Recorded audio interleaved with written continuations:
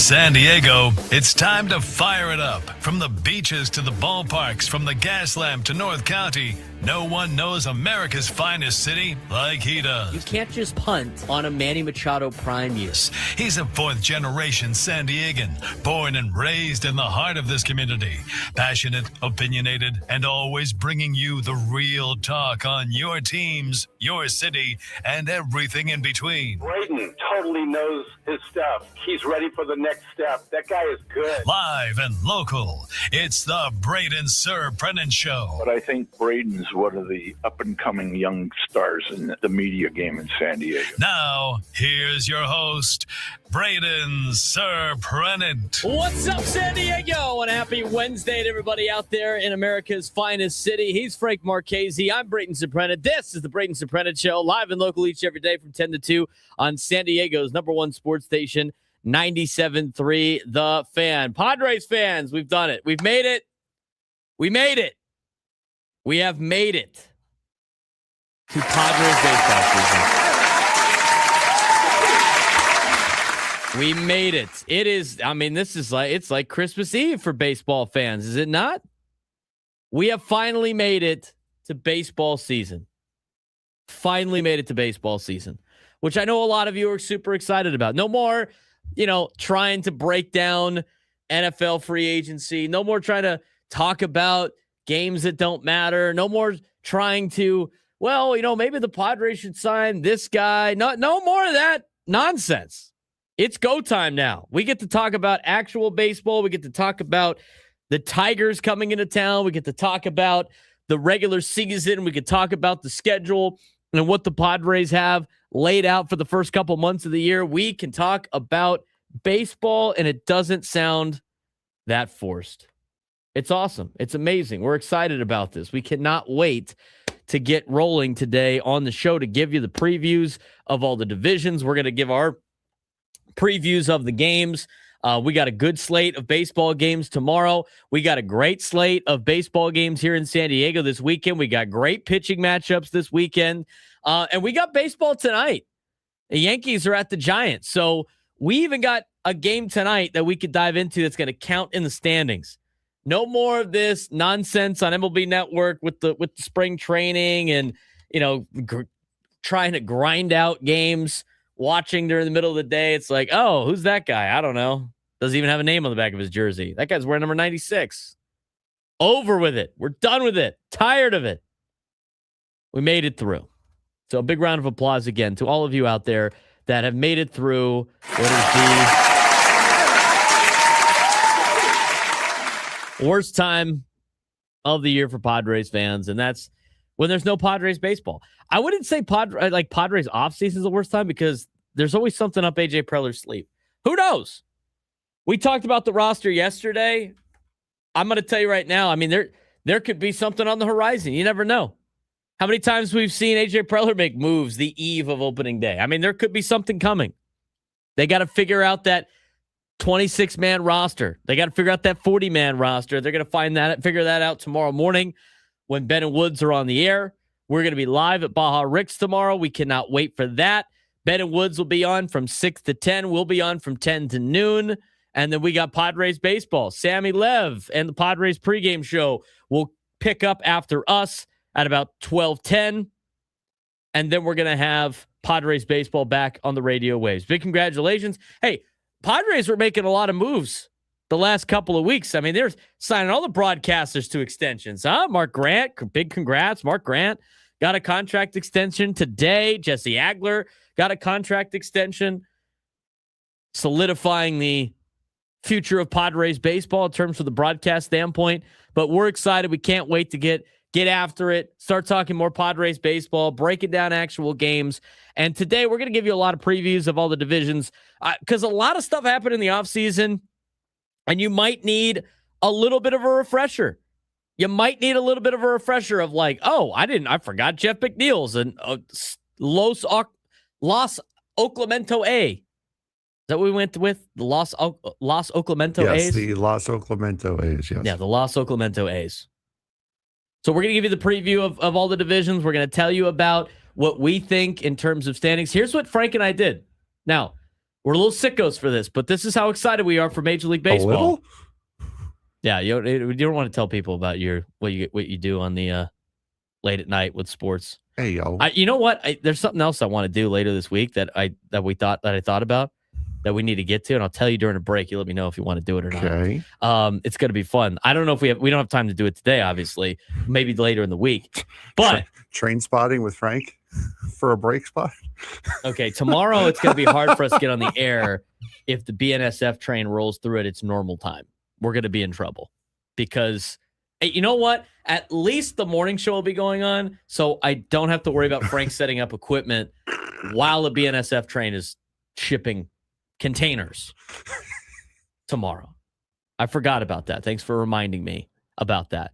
But today, so what we did was we went through the whole season and picked every series in Major League Baseball, and we got the results that we got, and that's what we think our predictions are. I'm going to tell you right now, I didn't think the Padres are going to win as many games as I had them put down for. Okay, so I'm a little bit hesitant on that. There's a couple other teams that surprised me. I had a surprise 100-loss team that I didn't think was going to lose 100 games. We're going to talk about that throughout the entire show. We'll get you the preview of the American and National League, talk about the different divisions. We'll kind of piggyback on what Gwen and Chris did yesterday. We'll have our MVP picks, our Cy Young picks per division, our newcomers of the year, who we think is going to come in first, last, talk about what we think our playoff predictions are. We're going to have that taken care of on this show because tomorrow's going to be about the Padres and the Tigers. Tomorrow's going to be about the Padres and the Tigers. Tomorrow's going to be about opening day. Tomorrow's going to be about the opening day roster. Tomorrow's going to be about the opening day lineup. Tomorrow's going to be about that. Now, today, I do want to hear it from you. Today's the day you could tell us how many games you think the Padres are going to win. So we can write them down and then tell you how right you were at the end of the year or tell you how wrong you were at the end of the year. This is the time to get it in. You can't call in and just be like, I told you so. If you don't tell me today how many wins the Padres are going to have. We did it last year. Prolific is staying with the 96. We know you got 96. He's staying with the 96. You know what? Maybe he was just maybe Prolific is part of the show in the sense of right but too early. He'd be a year early if they win 96 games because he picked that last year. But give me your win totals. Prolific in the chat. He's got 96. Augie's going to be easy because his number of wins prediction is the same as the number in his account, 88. No, that makes it easy. Augie's got 88. Write it down. If you want to put it in the YouTube chat, go for it. Absolutely. If you're not part of the YouTube chat, you're driving around, you can tweet at us at B_SURP, at BSURP. You can also give us a phone call, 833-288-0973, 833-288-0973. Tell me the amount of wins you think the Padres are going to get and why.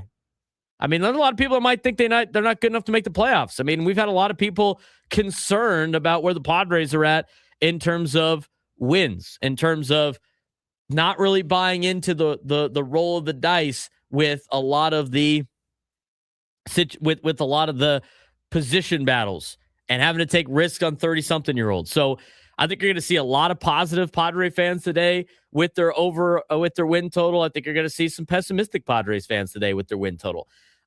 If I had to say I did the thing, last night I mentioned that, without that number is different than what I thought. I mean, I got them at about 86 wins based on what I've seen. I think their ceiling could be about 93. I think their floor could be like 79 if everything does not work out. They could be as low as 79. But my number of what I thought going into the process of picking the season was not the number that I ended up getting. I ended up getting a higher number than that. So again, put your win totals in there if you haven't done so already. Tweet at us at B_SURP. You can also tweet at the show at B_SURP show and let us know how many wins. We'll try to track as much of this down as possible. 101. Wow, that's a lot. That would be great. But as we start the show, and as we start talking about this Padres team, I want to talk about some things that are probably more of a sure thing than a question mark. We've talked about a lot of question marks, but we haven't talked a lot about the sure things. And one player in particular. And let me start the show with this, because I know we got through all the, hooting and hollering about opening day and everything like that. But everybody wants to talk about the stars. They want to talk about the lineup. They want to talk about the big names. They want to talk about who's going to carry the offense for the Padres. But I'm going to tell you right now, if you've been paying attention, and I mean really paying attention, you know this. The strength of this team, the identity of this team, the thing you can actually carry them through the 162-game season and into October is the bullpen. And it's not just the bullpen as a whole. I think there's one guy in particular in that bullpen who might be the most important piece to the entire thing. He's not the biggest name in the bullpen. He's not the guy that gets headlines in the bullpen. He's not even necessarily the best pitcher in the bullpen, but he is the most important. And that's Adrian Morejón. And I'll take it one step further. If the Padres are serious about winning in 2026, if they're serious about maximizing this roster, if they're serious about building something sustainable, they need to extend Adrian Morejón before the season is over. Because what he brings to this bullpen is something you can't replace. And honestly, it took a long time to get here. I think about his journey. This is a kid that came over from Cuba at 16 years old with massive expectations. Big arm, big money, big future. And for years, it never fully clicked. You had injuries. You had setbacks. You had the shoulder. You had the back. You had Tommy John surgery. And every time it felt like he was about to break through, something stopped him. And then something changed. Before the 2025 season, the Padres were seriously considering stretching him back out into a starter, which makes sense, right? We've talked about it on the show. The kid's got 5 pitches. He's got a big arm. He's a former top prospect. You signed him originally to be a starting pitcher. That's usually the path. But Morejón said no. He pushed back. He told Ruben Niebla, let me be a reliever. Let me be great at this. And not just good. He told him, I'll be a top 10 reliever. That's confidence. That's belief. And then he went out and guess what he did? He backed it up last year. Because in 2025, Adrian Morejón became, well, Adrian Morejón. And you can make a real argument, not a hot take, a real argument that he was the most valuable pitcher on this team. He wasn't the closer. He's not the starter at the top of the rotation. He's the reliever who comes into chaos and ends it. That's his role. That's what makes him different.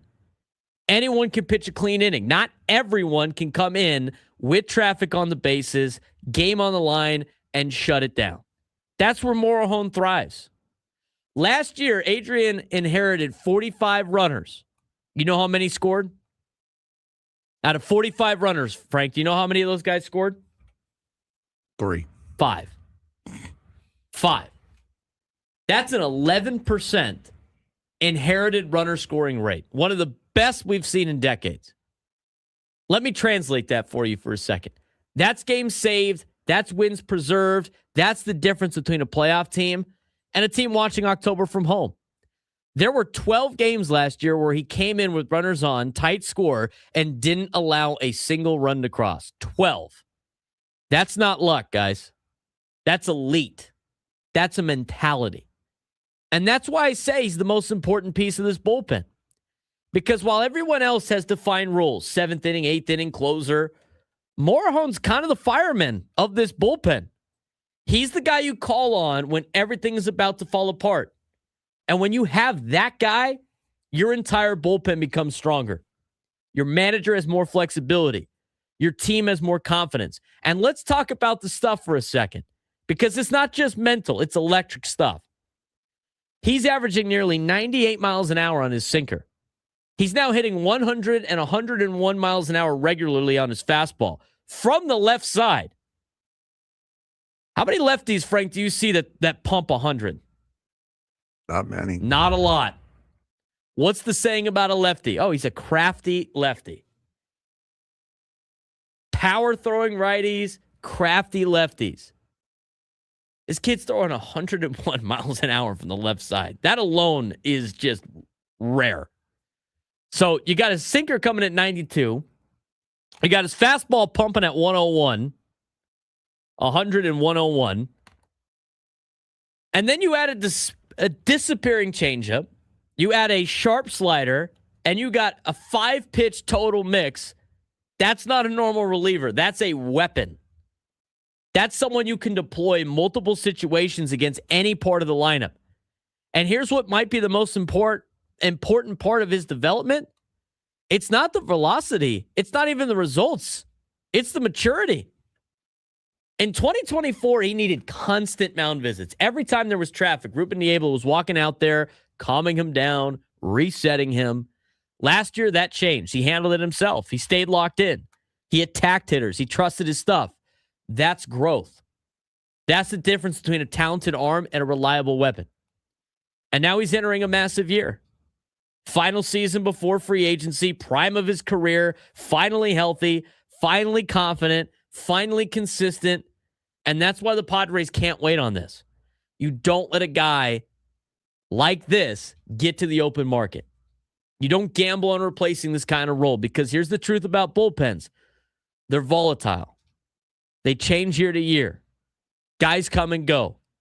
Performance fluctuates. And when you find someone who can anchor it in high leverage chaos, you lock that in immediately. Because while Mason Miller might be the closer, Adrian Morejón might be the guy who actually determines how many games you win. And that's not an exaggeration. That's the reality of modern baseball. The middle innings, the high leverage moments before the ninth. That's where the games are decided. And he owns those moments. So while everyone else is focused on the lineup, while everyone else is talking about the stars, I look at this bullpen and I'm saying this. The Padres' biggest strength is their bullpen, and the bullpen's most important piece is Adrian Morejón. It is time to extend him. It is time to lock him in, because if he repeats what he did last year, you're not just talking about a great reliever, you're talking about one of the most valuable pitchers in all of Major League Baseball, and a guy you absolutely cannot afford to lose. He makes this bullpen click. You invested the time in finding him at age 16. You invested the time and the money and the effort in the growing pains of watching the kid as a teenager grow into a young man and then turn himself into one of the best bullpen pieces in Major League Baseball, in one of the best bullpens that you'll ever see in Major League Baseball. And with the reinforcements coming up the pipeline in the bullpen, with guys like Bradley Rodriguez, with guys like David Morgan, with guys like Jeremiah Estrada, with guys like Mason Miller, and all of these young arms that are under contract for a long time, it's time to extend Adrian and make him part of this bullpen that's going to be one of the best in baseball for the next 4 to 5 years. 833-288-0973, 833-288-0973. We are just getting started here on a Wednesday. We are broadcasting live from the Bill House Studios as we get you ready for opening day tomorrow. It's opening day eve today on the show. We're going to be breaking down a lot in terms of the Padres. We're giving you our previews. And again, if you haven't done so already, throw in the YouTube chat how many wins you think the Padres are going to achieve this year, the win total. Text it to, or should I say, tweet at us at B_SURP. Give us a call, 833-288-0973, 833-288-0973. When we come back, we're going to lock in on some of the different things in terms of where we're at in the previews of the season. I mean, we're going to get into exactly what to expect out of the season. But the first thing we're going to talk about, there's a couple of rule changes that have been made, and the base coaches are not happy about it. And I'll tell you why when we come back on the Braden Surprenant Show, Settings Number Sports Station 97.3 The Fan.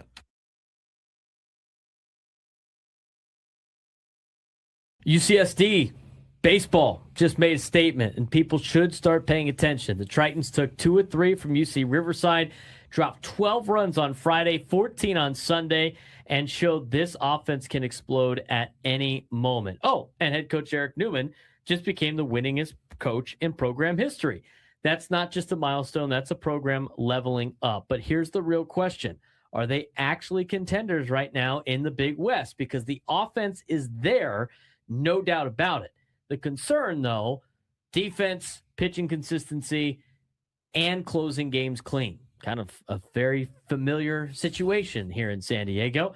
Now they got to match up with a ranked Oregon team coming up, and that's the test. If UCSD shows up in that game, this team might not just be improving, they might be arriving. It was a statement weekend for UCSD baseball, taking 2-3 from UC Riverside in their Big West home opener series, and Friday night was the headline moment. Yeah, absolutely. A 12-6 win powered by a 6-run inning and a grand slam from Delshawn Lanier. But the big story, head coach Eric Newman, congratulations on becoming the winningest coach in program history, collecting his 455th win, passing Dan O'Brien. So congratulations to Coach Newman, who we had on just a couple of weeks ago, on reaching that milestone. Yeah, on Saturday, UCSD stumbled 9-4, largely due to a brutal 5-run inning fueled by defensive miscues, a theme that showed some cracks in this team. But Sunday, they answered back. A 10-run third-inning explosion to lead to a 14-10 victory, securing the series and showcasing just how dangerous this offense can be when it clicks. I mean, the offense is legit. 12 runs on Friday, 14 runs on Sunday, multiple players producing. Klepsch, Crossland, Costello, Lanier. I mean, this is not a one-man show. It's a lineup that can snowball innings quickly, and we saw that twice in this series. Yeah, absolutely. And when you have guys who can feed off of each other the way that quartet can, it does lead to big games like we've seen over the course of the weekend. I mean, 26 runs in 2 games, that is a lot. Forget about just D1 college. That's a lot for the minor leagues and for the pros as well. So they are a very, very legit offense, but there are still some worrying signs with the Tritons baseball program. Yeah, there's still some concerns. I mean, the defensive errors need to be fixed, obviously. You can't leave that many runners on base either. I mean, 12 stranded on Saturday. That's probably a big reason why they were unable to get a victory and potentially sweep UCR.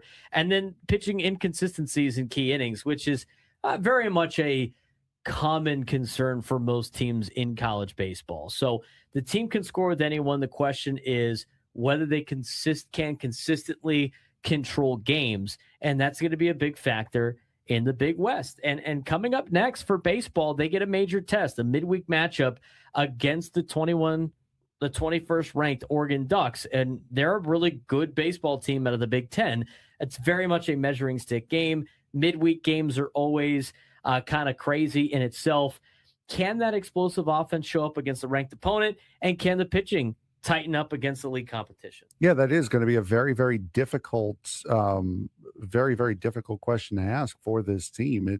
Anything can happen in the midweek, as you said. So it's going to be quite interesting to see what the Tritons can do coming into this week. Let's talk about softball. On the flip side, it was a rough weekend for Triton softball against Cal State Fullerton. They lost 8-7 despite a late homer in the game. They swept in Sunday's doubleheader 4-0, 7-1, and they're now on a 4-game losing streak. Offense has shown flashes, but they're struggling to capitalize with runners on base and recover from big innings by opponents. Yeah, 8-7 loss on Friday. 4-0 on Sunday. Sorry, the first game, that's 8-7 loss was on Saturday, and then the doubleheader lost 4-0 in the first game and 7-1 in the second game against Cal State Fullerton. So now you have Long Beach over the weekend, Friday, and then a doubleheader on Saturday against Long Beach. So Long Beach State. So it's not been going all that well for UC San Diego softball so far. Now, baseball's off to a great start. 5-1 in conference play. It's not a fluke. The offense powerful enough to carry the team, as we've talked about. They're proving they can win series, but championship-level teams don't just score. They execute clean baseball, and playing in a conference like the Big West, they're going to have to do that. So they feel like a dangerous team, not yet a complete one for the Tritons over there in La Jolla. If they clean up the errors and tighten the pitching, this team could legitimately compete at the top of the Big West sooner than expected in 2026.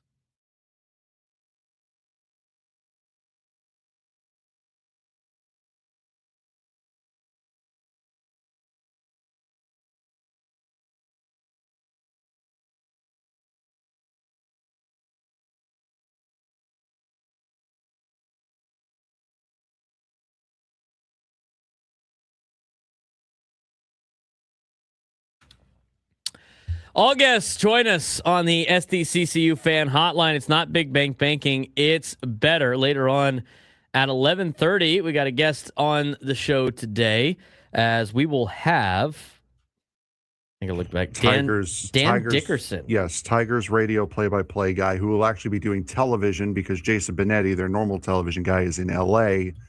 for the NBC opening series. So Dan Dickerson will be on at 11:30 to preview the Tigers season and series. There's a lot of the Tigers have a lot of interesting names part of their organization. Dan Dickerson. What's that other guy's name on that roster? Jason Benetti is their. I know Benetti.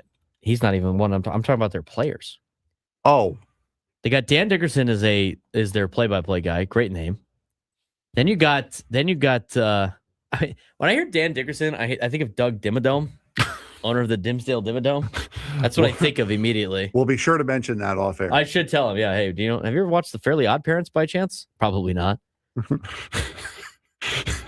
Have you ever seen the end of an interview so quickly?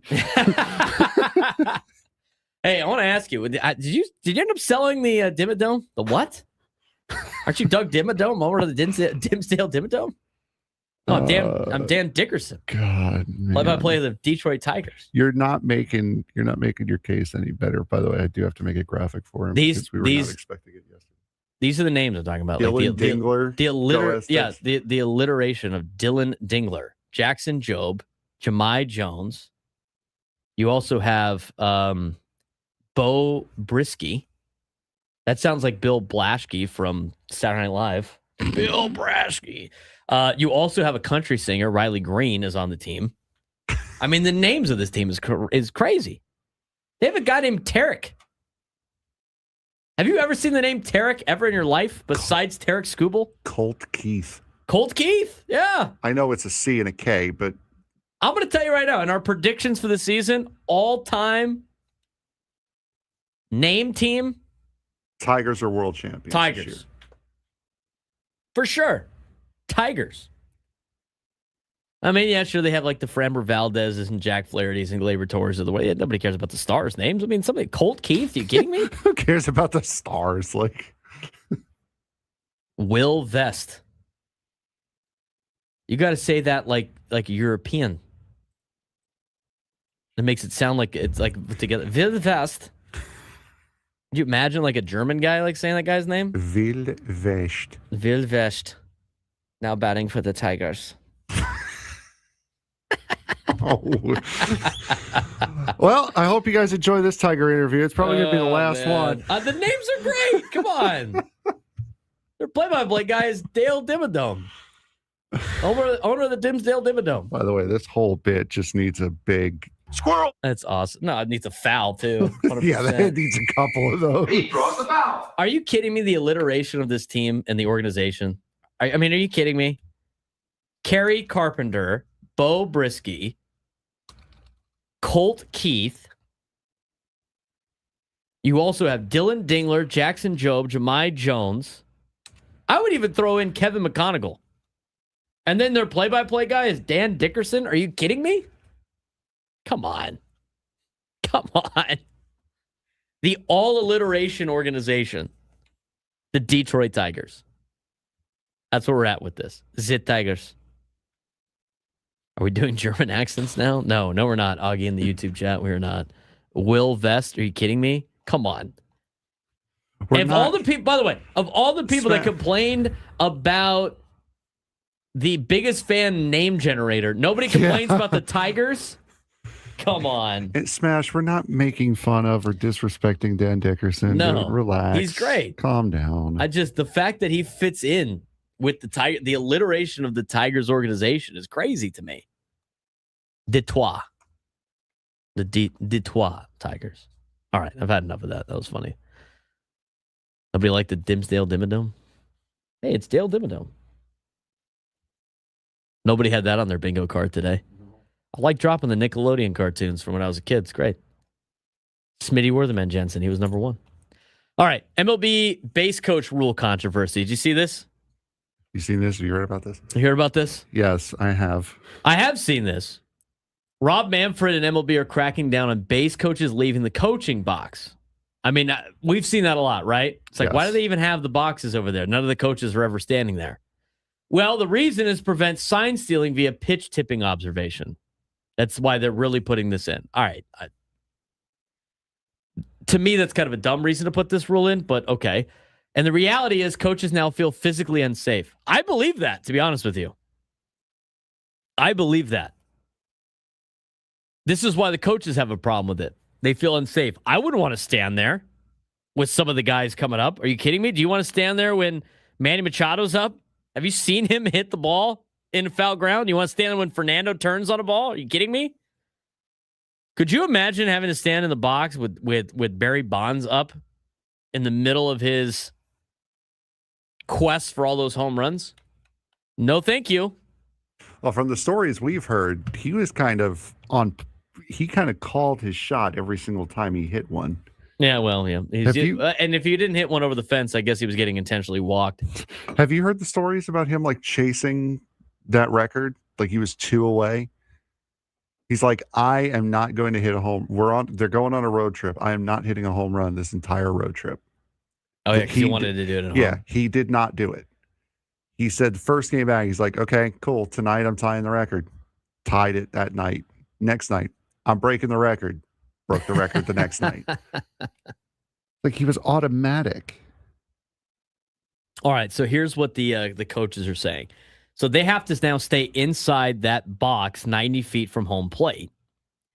In today's game, exit velocities exceed 110 to 120 miles an hour. Reaction time is almost non-existent. Remember those videos I showed you yesterday of the softball guys doing dumb things, like hitting softballs into people? See how fast reaction time is? You didn't. Oh, yes, you did show me that one. Yes. Yeah, that's scary. That's like kind of what this is like. Coaches who said they can't get out of harm's way. It's dangerous right now. And it's not theoretical. I mean, in 2007, Mike Coolbaugh passed away after being hit by a line drive. And after that, helmets were mandated to be worn by the base coaches. But now base coaches say that's not enough. I'm with them on this. Teams complain coaches were creeping closer to home plate, trying to identify pitch grips. MLB used tracking data, Hawkeye, to confirm it. Enforcement now includes staying in the box, potential penalties if violated, and Major League Baseball's stance is coaches can move back towards the dugout for safety, but not forward or outward. The pushback from the coaches are, and these are voices across the league, Dave McKay, Sandy Alomar Jr., Aaron Boone. Most of the complaints have been moving backward makes them less effective at their job, worse at reading plays and helping runners. The rule is based on, quote, a century-old field design, doesn't actually stop sign stealing. If teams want info, they'll get it anyway. The trade-off that Major League Baseball is making, crackdown on cheating versus increased physical danger to on-field personnel. Coaches believe that MLB is solving a minor competitive issue while creating a major safety risk. I think they are creating a major safety risk with this. I don't like this at all. I honestly believe, I'm honestly on the coach's side of this. I honestly don't think they're picking up anything more than they already pick up right now. I really don't. And there's a lot of base coaches that maybe the base coaches are just going to get younger, that try to be a little bit more agile over there on first and third, but I wouldn't want to stand over there. Not at all. I think the coaches have a legitimate gripe. And look, if you want to keep them in a box, maybe put the box in a place that is a little bit safer, and then in between pitches, they can get out of the box. But maybe there needs to be a different location for the coaches' boxes. I don't know. And here's another thing. Who's enforcing this? Did they say if it was going to be the umpires, or is it going to be like the Hawkeye system enforcing this? Because let's not add any more things to the umpires' plates with everything else that they have to abide by. I don't really like this. I don't really like this rule, Frank. I really don't. No, it does. I mean, it's not great putting them in a box for it, but I mean, there's so much that can go wrong when you confine somebody's movement the way that they are with this rule. There's a lot of things that can go wrong. I wouldn't be surprised at all if a couple of base coaches got hit this season intentionally just to get this rule changed. because if you show how dangerous it is and you really, like, if you get a couple of examples of how dangerous and how bad this can be, it makes it a lot easier for the rule to get changed. So I wouldn't be surprised if you saw a couple of base coaches this year eat it for the team to get this changed. I don't think they're intentionally going to do that, but they're not going to want to. But if it makes their case stronger, what are they gonna pull a major league and make Roger Dorn step in front of the ball? Are you kidding me? There's no way they're gonna do that.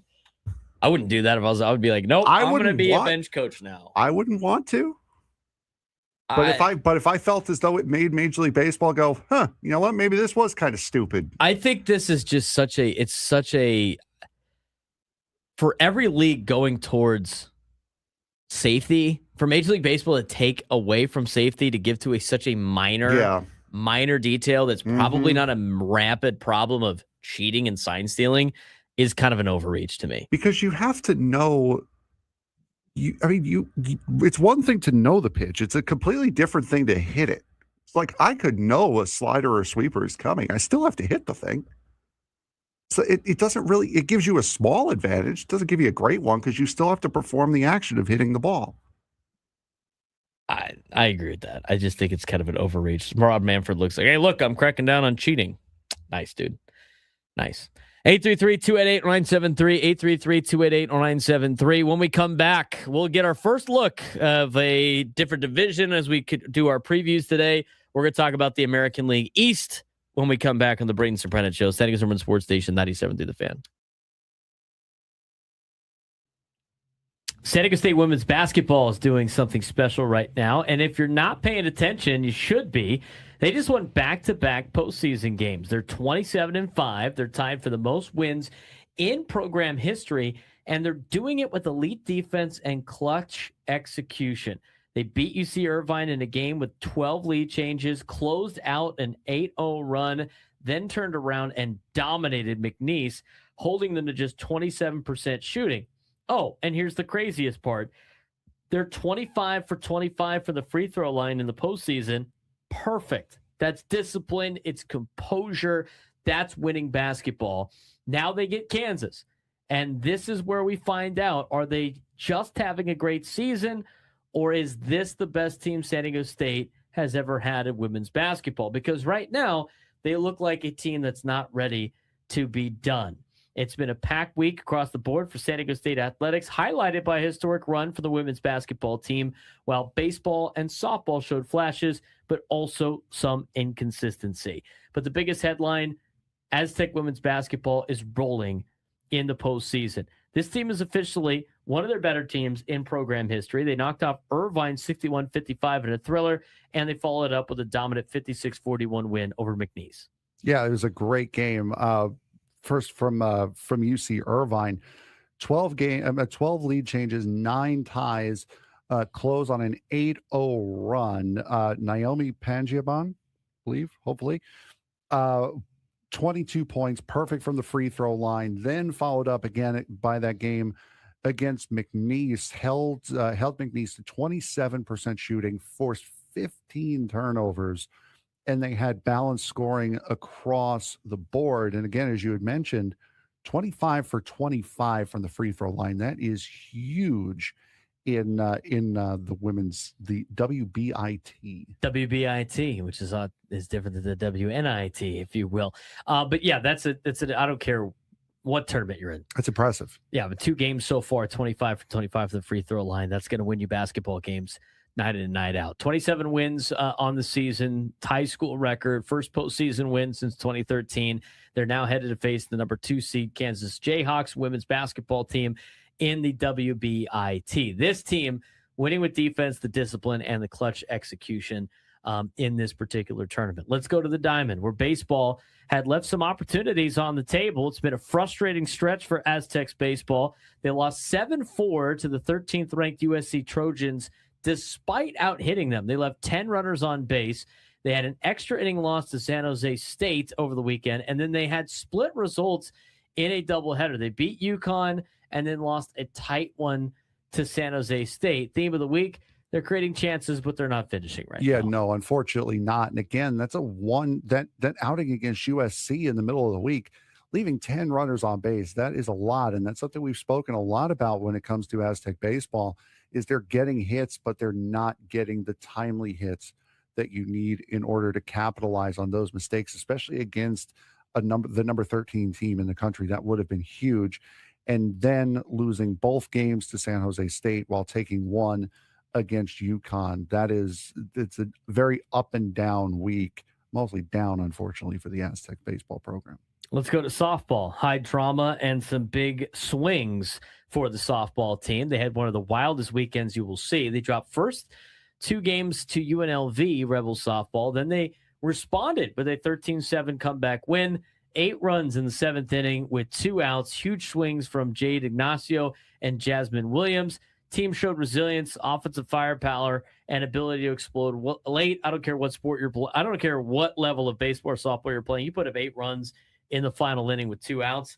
That's a pretty impressive deal. Yeah, absolutely. And also to salvage the final game of the weekend series against UNLV, there's a huge aspect as well to it. And that late in the game, very, very good on them for that. As far as women's basketball is concerned, again, as we mentioned before, they now get Kansas. And if they bring the same defensive identity and intensity and composure, they have a real shot to really shock some people in this game against Kansas in the WBIT. But here's what's coming up next. Women's basketball at Kansas in the WBIT semifinal. Baseball looks to clean up their execution, and softball heads to New Mexico after momentum building comeback. But that's your update on San Diego State Aztec athletics as we get to the spring season. Basketball, women's basketball doing a really good job. And again, last basketball team standing in town.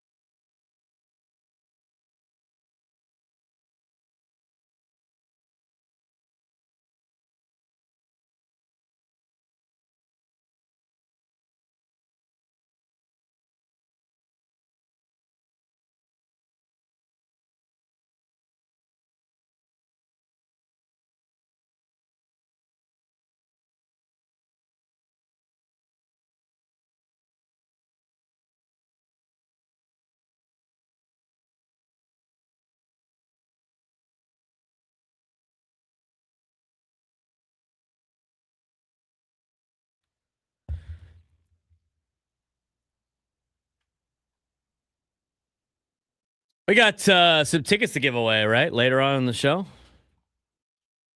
We do. We have concert tickets to give away. We have concert tickets to give away at 1:00 today. And we'll be doing that for the rest of the week as well. Giving away tickets to see Bob Dylan at the Rady Shell on June 21st. Get your tickets today at Ticketmaster.com. We're going to get to that in the 1:00 hour. We're going to break down the American League East here in a second. He's Frank Marchese. I'm Braden Surprenant. This is the Braden Surprenant Show, San Diego's #1 sports station, 97.3.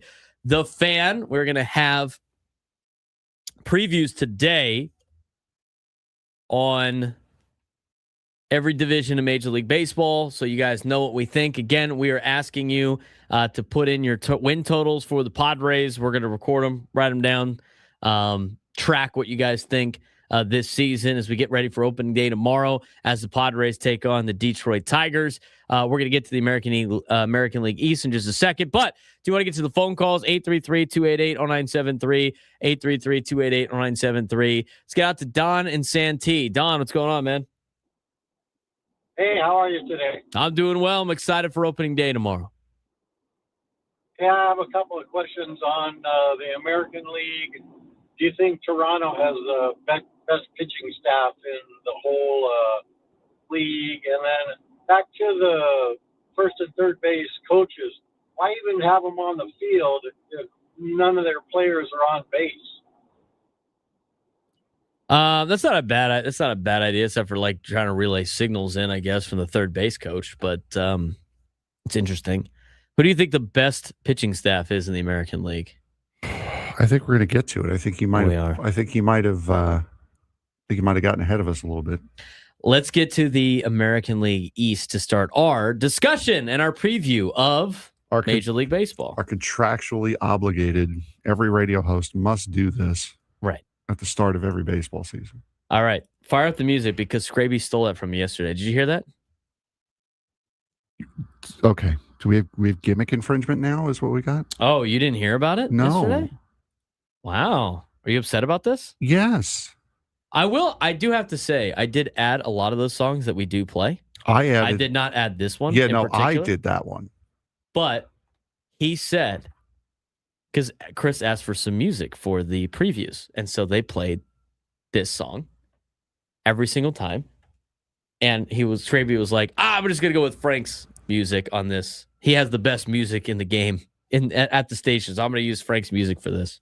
So he did compliment you in a way. I think he tried to kiss your ass a little bit so you'd be okay with it. Okay. But yes, gimmick infringement. I'm feeling like Sam yesterday, the MLB sleeper account. Yeah, I'm feeling like feeling done dirty a little bit here. Yeah. He did give you credit. I'm not gonna lie. He did give you credit. Use whatever music you want, dude. All right. He just said he pulled it from our deal. Oh, there you go. All right. So the reason why I have mine highlighted is because I know who I have going to the playoffs. You did not do that. Well, I just got that's a quick yes, it is. Record look. So American League East. We'll start with you because you're the host of the show. You're the one that has to fulfill a contractual obligation here. To do a preview of the American League East. Yeah. It's not a station obligation. It's a radio industry obligation. So because Scraby stole our music, we're gonna steal their gimmick back. So here's what we're gonna do. We actually have the records for all the teams. We get a little bit, little extra on this show. We do our homework. We do our research. We went through every single game and picked the records. I picked every single game. I even put out the scores down for every single game in Major League Baseball this year. No, I did not. I didn't do that. I was going to say, that would have taken me months. Irene. That would have taken me months. I don't have enough time to do that. I was calling a baseball game last night. So we're going to give you the winner, last place, newcomer of the division, the MVP of the division, and the Cy Young of the division. I got the Red Sox winning this division at 91-71. I got them at 91 wins. You're going to see a pattern here. I think the American League to be very evenly matched across the board. I don't think anybody's going to really run away with the American League. I think the National League is going to have some very competitive teams as well. But for the Red Sox, I think this is the year they finally get it done. They do have a lot of veteran players too, like the Padres do, but they got some young talent mixed in. I like their pitching staff. I like how they've assembled their team. They probably could use another arm mixed in, but I think the Red Sox coming first at 91-71. I got the Yankees, Blue Jays, and Orioles in that order. I had the Yankees and Blue Jays tying for second place at 88 wins. And then Baltimore at 87 wins. I think it's going to be a tight race. I got the Rays coming in last, but I still think they're going to be a decent team winning 79 games. I've got the Blue Jays actually bettering their win total from last year and winning the division. I have them going 96-66. I have the Yankees going 92-70, Baltimore at 86-76. I have all three of them making the playoffs. I've got Boston going 81-81, and the Rays going 75-87. That's how I see the American League East playing. All right. So I got the Red Sox winning. You got the Blue Jays winning? Yes. We both have the Rays coming in last. Yes. Newcomer of the year. Since you like to copy me, and as much as you'd probably hate to say this, I think Pete Alonso is going to be the biggest impact for any new player in their organization. He'll have a bigger impact than Dylan Cease, the Blue Jays, and some of the other minor moves that have been made. Roger Suarez for the Red Sox also. I got Pete Alonso. I have Pete Alonso as well. I think Pete Alonso is the biggest name to come into the division. I think he's going to have the biggest impact. He's going to be the newcomer of the year for them, for the division. But I don't think he's going to be the MVP. I think it's hard to not have Aaron Judge be the MVP. This is where we differ a little bit. I had Aaron Judge winning the American League East MVP. Frank had. I have him by his God-given government name, Arson Fudge. Yes. We both think he's going to be. It's kind of hard. Baseball, because MLB. Well, no, I mean. Cal Raleigh didn't win MVP last year. I mean, your MVP could be whoever ends up being the best physical player. I mean, you don't have to pick Aaron Judge. No, I just think he has put up the best numbers in the American League East the last couple of years. It's hard to disagree with that. So, and it's the regular season. Aaron Judge just doesn't show up in meaningful games. He shows up in all the regular ones that don't really matter. Exactly. What do you think he does tonight? Tonight is the night he breaks out after having a terrible WBC. 0 for 4 with 2 strikeouts. No, it's a game that doesn't matter. It's on Netflix. No, it's a big game. It's opening day. It's opening night. It's different. Cy Young, AL East Cy Young. I asked this question yesterday on the broadcast. I asked Mike Gosling, who is my color analyst, former major leaguer, former Stanford standout, went to the College World Series every year that he was at Stanford. And I asked him about the opening night thing. I said, what's more important to you? If you're making it, aside from just making an opening day roster, which is obviously very important for a lot of players, would you rather play in the daytime or at night? He's like, oh, definitely in the day. It just means more at day. It's also opening day. Players love opening day. Correct. But this is also opening day. This is game 1 of the season, not just for your team, but for the entire sport. This is game 1, and it's standalone. It's going to be hidden away on Netflix because, God forbid, us normal slobs can have anything. You don't pay for Netflix? I do. You don't have a Netflix account? Is that what I needed to say? I'm trying to stand up for the people that don't have it. Can you please let me soapbox for a second? Thank you very much. This guy's standing up for Yankees fans today. How about that? I will say this. They do have it rough. They have their own television network, yet half of their games are what's the point paywalls. of what is on that television network then? Exactly. It's ridiculous. But things thrown at the first pitch, Frank. Don't get me back on the thing. No, I can't. No, I can't because they're sponsoring 2 of our hours, so we can't. Come on, man. Cy Young, please. I think the Cy Young for the American League East is going to be Garrett Crochet. I think that's the big. Because to me, I feel like I can't give out awards to teams that I don't have winning the division. The Red Sox win the divisions because Garrett Crochet pitches like a Cy Young. I got Garrett Crochet being the AL East Cy Young Award winner in his preview. And for the same reason, I do feel as though Crochet will definitely be in that conversation. But I think Kevin Gausman is going to have a very, very good year for Toronto. I think he's going to be better than Shane Bieber. I think he's going to be better than Dylan Cease. He's going to be the number 1 starter for that team. I'm going to go with Kevin Gausman as the AL East Cy Young Award winner. In terms of playoff teams, you got 3 division winners and 3 wild cards, right? Is that how it works? Well, I think the AL East gets 4 teams. Really? Well, based on the records. Well, I mean, I have the Royals going 87 and 75 in the Central Division, and I have the Orioles going 87 and 75. So I have to go back and look to see who I had winning that series. But I mean, think about it. You look at the American League.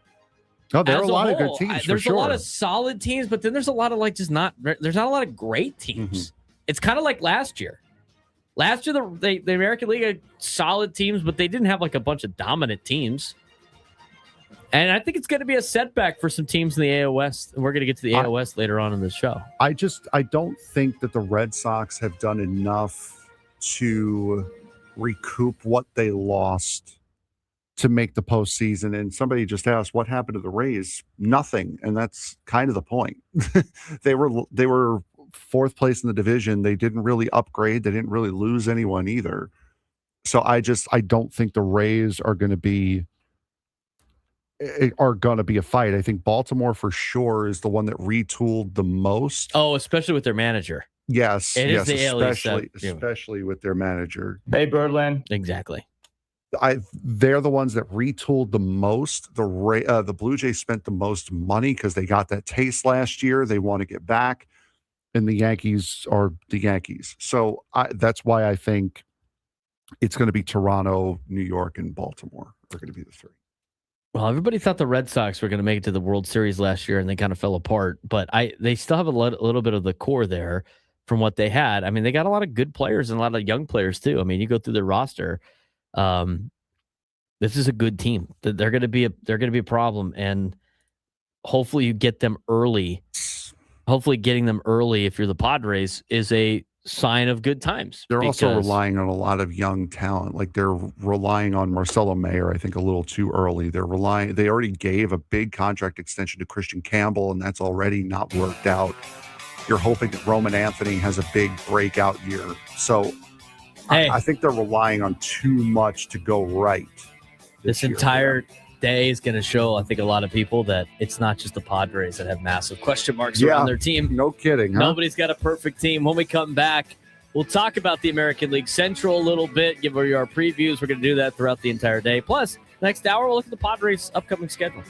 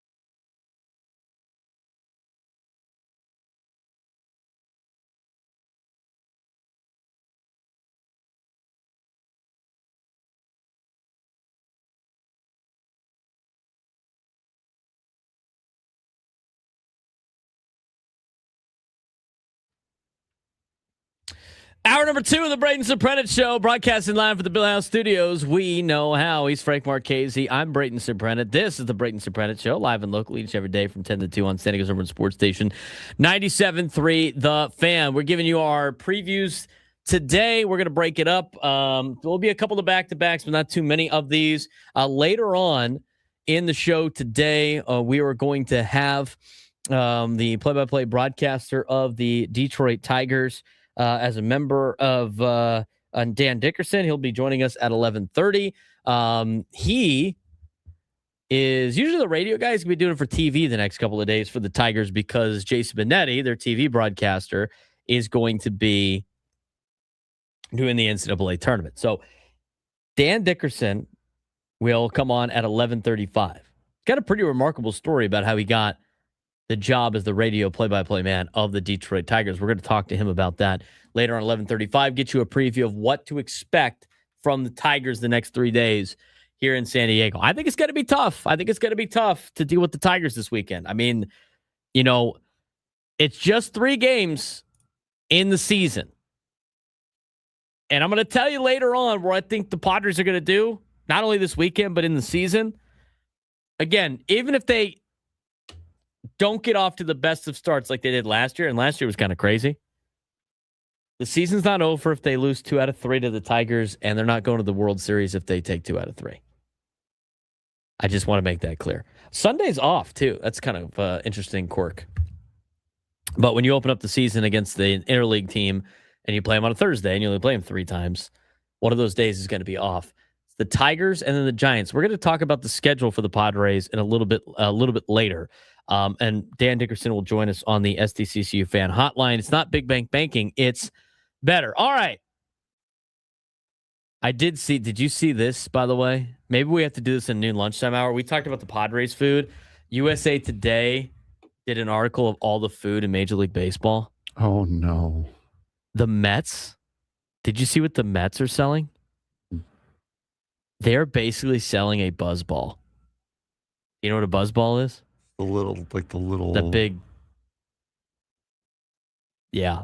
That's filled with like alcohol and stuff. Yeah. Yeah. They're basically selling one of those in a baseball that you can drink. It is a gigantic cocktail in a baseball. They've done that. The Buzzball Mets. They've done something similar to that. Like there's a place out in center field. One of the restaurants out in center field, they sell alcohol. They've sold just regular straight up alcohol in a Met baseball. That's Buzzball Mets. I love it. All right, let's get to the Central Division, Frank. Yes, let's do that. Do you see Pablo Sanchez was at Fenway today? Backyard baseball coming back. This will be fun. It's going to be super weird when a bunch of 35-year-olds go by the game. Hey, it's a great game. It is a great game. That's great as a kid. All right, let's get to the AL Central preview in terms of what's going on. We have been suitably chastened by our very own Smash the Numbers in chat. So I think obligatorily we have to now. The Tigers are winning this division, right? I think so. Okay, so there we go. I got the Tigers winning 89 games this year, just missing out on 90. I got the Royals coming in second, 87 and 75. Guardians 500, 81 and 81. They probably will win 86 at this point. They always find ways to do that. And then I got the White Sox and the Twins is my 5. So my winner, the Tigers, my loser, the Twins in the division. I have the same thing. I have the Tigers winning 90. I have them just getting there. I have the Guardians winning 83. Royals are 500. White Sox go 72 wins. And the Twins, I have the same record as you, both winning 67. I look at this Tigers team, and they're the division favorite, right? I mean, the entire division runs through Tarek Skubal, who we're going to get to in a second. Back-to-back Cy Young Award winner entering a contract year, which is massive stakes for him. And, you know, what ESPN.com wrote about the Tigers in terms of their overall preview of the season was enjoy Tarek Skubal while you have him, because it could be the last ride in Detroit. Tigers have invested in pitching, already division's biggest strength. X factor offense finally catching up with Torkelson, Green, and Javi Baez, who had a big bounce back a year ago. this is kind of the most complete team of the division and the most motivated. Everything lines up for Detroit to win right now. And to answer Don and Santee's question, I think the Tigers probably have the best starting rotation right now in the American League. I think he asked for the American League East, and I think Toronto, has that. But yeah, I think the Tigers, especially after the collapse, you get over there? Yeah, I had to flip my thing over. Especially after the collapse that was last year, I think they're going to be very, very motivated, as you said, to not let that happen. And we pretty much have the same thing. We just have the Guardians and Royals flipped. I still can't get over the fact that the Guardians are always there. It doesn't matter what team that they have. I'll sell you the Royals. Always a pain in the neck. I'll sell you the Royals. You can sell me the Guardians here. I think the Royals are the biggest threat in this division. They got a superstar centerpiece in Bobby Witt Jr. And ESPN puts the narrative of the 40-40 potential that he's got. He plays elite defense. He does play shortstop. Franchise carrying player. The biggest issue for the Royals is their offense is still inconsistent. 26 runs last year, but Jack Caglione, development, new outfield production, Vinny Pasquantino. I mean, you got a lot of stars for the WBC for Team Italy in the United States that are on this team, that are in this lineup for the Royals that I think is going to improve. And can their pitching continue to throw up numbers that they have in the past? Now, I heard that they were moving the fences in a little bit in Kansas City. I don't know if that was legit or not. They have moved the corners in a little bit. They're doing what a lot of the teams are doing now when they move the fences in. They're doing like that restaurant exclusive seating area. Yeah. So they shrunk the field. I think it's going to help their offense. I don't think it's going to impact their pitching a lot. I think this is a big year for the Royals. I think this is a year that the Royals make a step forward, and I think they just miss out at potentially winning the division. And I think it's going to be a tight wild card race in the American League of whether or not they make the postseason. But their biggest contender is going to be the third or fourth team, maybe in the American League East. Why do you think the Guardians are going to make a push? I think the Guardians, because one, they're always in it. They were dead and buried last year, and they ended up winning the division. Jose Ramirez is still the centerpiece of that team. Now, the biggest question, of course, for them is where is the help? That's been the biggest question for them for years. Their chronic issue is that they do have a lack of pop. 20th in home runs last season. However, their pitching is still elite. That team produces pitchers at a very, very high rate. And even though all the big names are gone, lost big names and lost Ruben Niebla, they're still cranking out. Yeah, pitching. They're still figuring out how to get the most out of these pitchers. So it wouldn't be a hard sell. I could very easily believe Kansas City could take the next step. I just don't see that happening this year. I see it maybe next year or the year after. I think and the thing is Cleveland's going to hang around all year, and they'll make the postseason or make a push with the Tigers if somebody else besides Jose Ramirez hits. And if nobody does, they're going to just be mediocre. They're going to finish 500. That's why I think they're going to finish at about 500. All right. I think Juan said it right. They are the American League's version of They Milwaukee. are. Milwaukee and Cleveland every year I go like, there's nobody on this team that scares me. Why are they going to be good? Why are they going to be good? And then every year, guess what they're doing? Leading the division. Or in a position to win the division. I mean, they came back and stole the division from the Tigers last year. And then what did they do in the playoffs? Lost to the Tigers in the first round of the playoffs. So, the other two teams, the White Sox. I mean, how about this for the White Sox? Like, they are good. They're bad, but fun to watch. Like with Murakami, they're going to be more interesting this year for sure. I mean, Murakami had 56 homers last year in Japan. Yeah, I have them winning, I think 12 more games than they had last year. They were 60 and 102 last year. I have them going 72 and 90. So I think they're going to make a pretty good jump. I think so too. I got them in 70 and 92 as of right now. Though I mean they got a legit rookie of the year candidate in Murakami. It's just It's just how he adjusts to MLB velocity. Quiet improvement over the last season. I mean, late last season, the White Sox were playing a lot better, and they were a lot better than the record suggests. Plus, I like Will Venable. I think he's changing some things over there in the American League Central. Twins, most uncertain team. I don't know what their plan is. What is the plan? What are the Twins doing? Do the Twins know what they're doing? I don't think the Twins know what they're doing. They're like, oh, we're kind of competing, but we're not really competing because we don't have anybody left. We have Byron Buxton. Hey. He hit a home run yesterday, too. Right. Pablo Lopez is out with Tommy John. Joe Ryan's dealing with health concerns throughout the spring. They're going to be awful. I think the Twins are going to be awful. I mean, they're going to be sellers midseason. I mean, last year they sold almost everybody on their team. Yeah. They sold everything but the bathroom sinks. Yes. And still went for it this offseason. Like, what are you guys doing? The storylines of this division before we get to the awards. This is Detroit's window. Can Bobby Witt Jr. steal the division? Guardians are kind of stuck in baseball purgatory. The White Sox are bad but watchable. And what are the Twins doing? I would say those are the headlines of this division. I would agree with that 100%. Yes. All right. In terms of the overall newcomer of the year, easy. I'm going to go with Framber Valdez, newcomer of the year.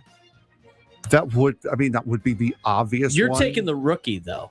I am taking the rookie. I'm taking Kevin McGonigal. I think he's going to adapt very, very well. He made the opening day roster. He's going to be a big problem, I think, for pitchers this year.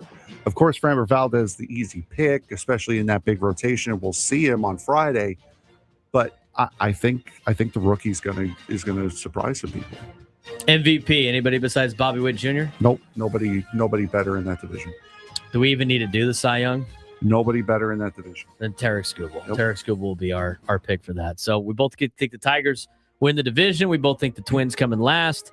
I got Framber Valdez as my newcomer of the year. He's got Kevin McGonigal. We both think Bobby Witt Jr. and Tarek Skubal win the MVP and the Cy Young of the AL Central. When we come back, big news in San Diego yesterday over in Linda Vista. We'll talk about the impact that yesterday made on the future of the University of San Diego when we come back on the Braden Surprenant Show. San Diego Summer Sports Station, 97 through the Fan. There was a time when March Madness belonged to the Cinderellas. George Mason made a Final Four. VCU made a Final Four. Loyola Chicago, Florida Atlantic, all these mid-majors turned the tournament upside down. Even San Diego State. But that era might be fading because now with the unlimited transfers and NIL money, power conference teams can basically reload every year, and they're pulling the best players away from smaller schools before they ever become Cinderellas. So what we're seeing now is fewer upsets, fewer double-digit seeds making deep runs, and more chalk at the top of the bracket. But here's the interesting part. The games might actually be better this way.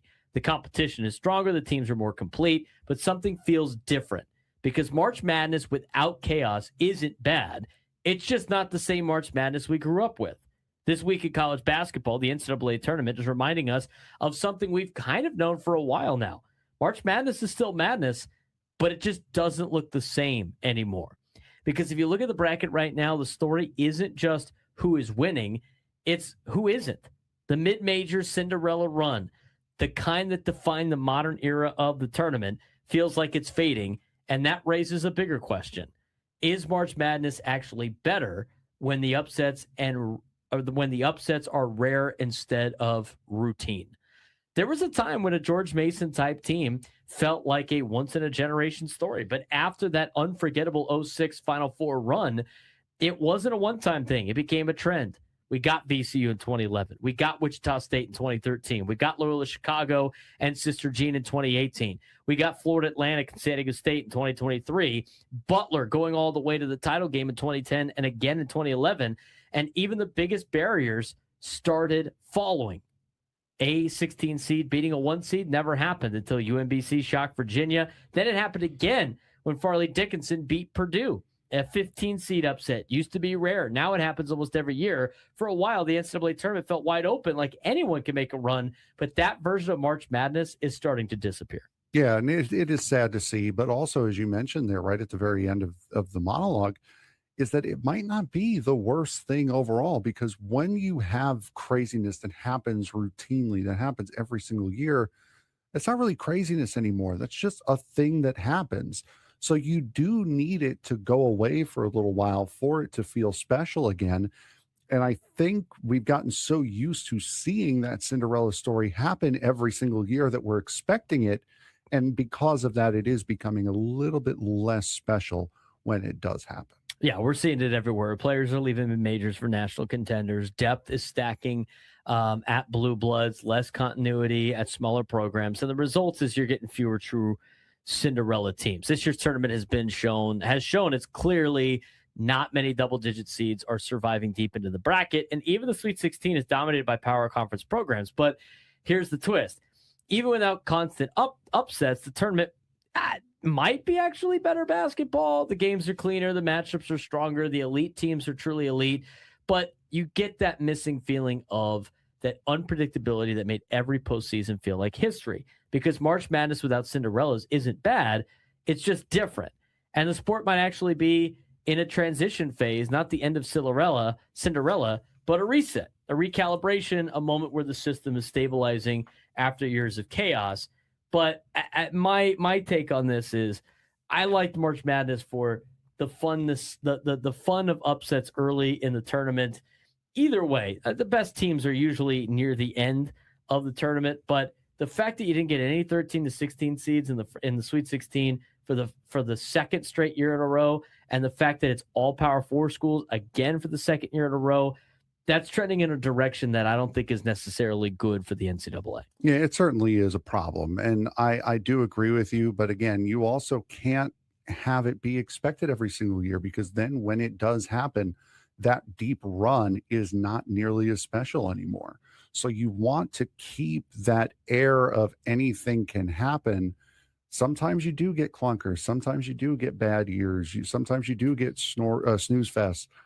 But then there are other times where you get just absolute insanity. And that is what keeps you going back, is for that rare time when it does happen, because like, oh my God, we actually got it this year. Instead of, okay, yeah, this is the standard number 14 seed going into the Elite Eight or Sweet 16. The perfect version of March Madness probably isn't a tournament full of upsets. No. It's also not a bracket full of chalk. It's a balance. A few early shockers, one or two real Cinderella runs, and then the heavyweights taking over when it matters most. The question moving forward is whether college basketball can find that balance again, or whether we've entered a new era where the magic only shows up in flashes. Either way, March is still March. It just doesn't belong to anyone anymore.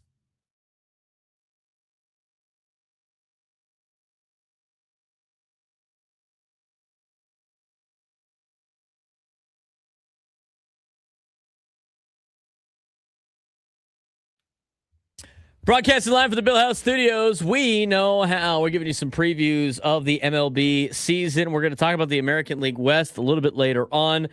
Joining us in the next segment, we are going to have a preview of the Detroit Tigers before they come to town. Dan Dickerson, their radio play-by-play man, will join us at 11:35 in just a matter of moments. We're going to get back into the previews a little bit later on in the show with the American League West, but do want to mention some local stuff here in town. University of San Diego has formally now introduced their brand new basketball coach that joined us last Wednesday, a week ago today, J.R. Blount.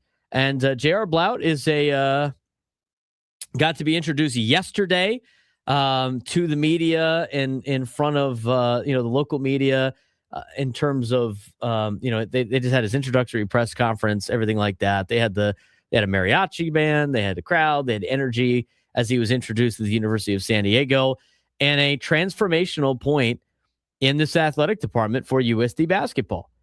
And it might be the most important hire in program history. I mean, this wasn't just a hire. This is a statement of intent of we want to win and we want to compete and we want to be a university here in San Diego that is competing at a high level in all our sports at the D1 level. And we have to do that by starting with our basketball team. And we have to get our basketball team right in order for the rest of our programs to be very good. Blount comes from Iowa State. He's on the Cyclone staff right now, who are in the Sweet 16. So he's been flying back and forth between San Diego and Ames, as well as wherever they happen to be playing. And I don't have the bracket in front of me, so I don't know what city they're in as of right now. But, Blount is known for elite defense. They're top 5 nationally in efficiency. The Iowa State Cyclones are.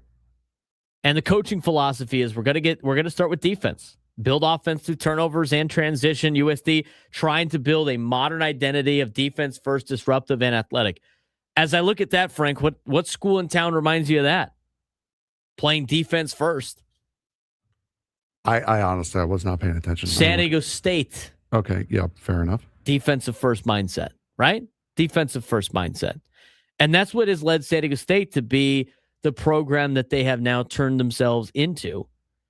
And the biggest thing for USD is the fact that they need to be able to commit more money to their programs. They got to be able to commit more money to their basketball program.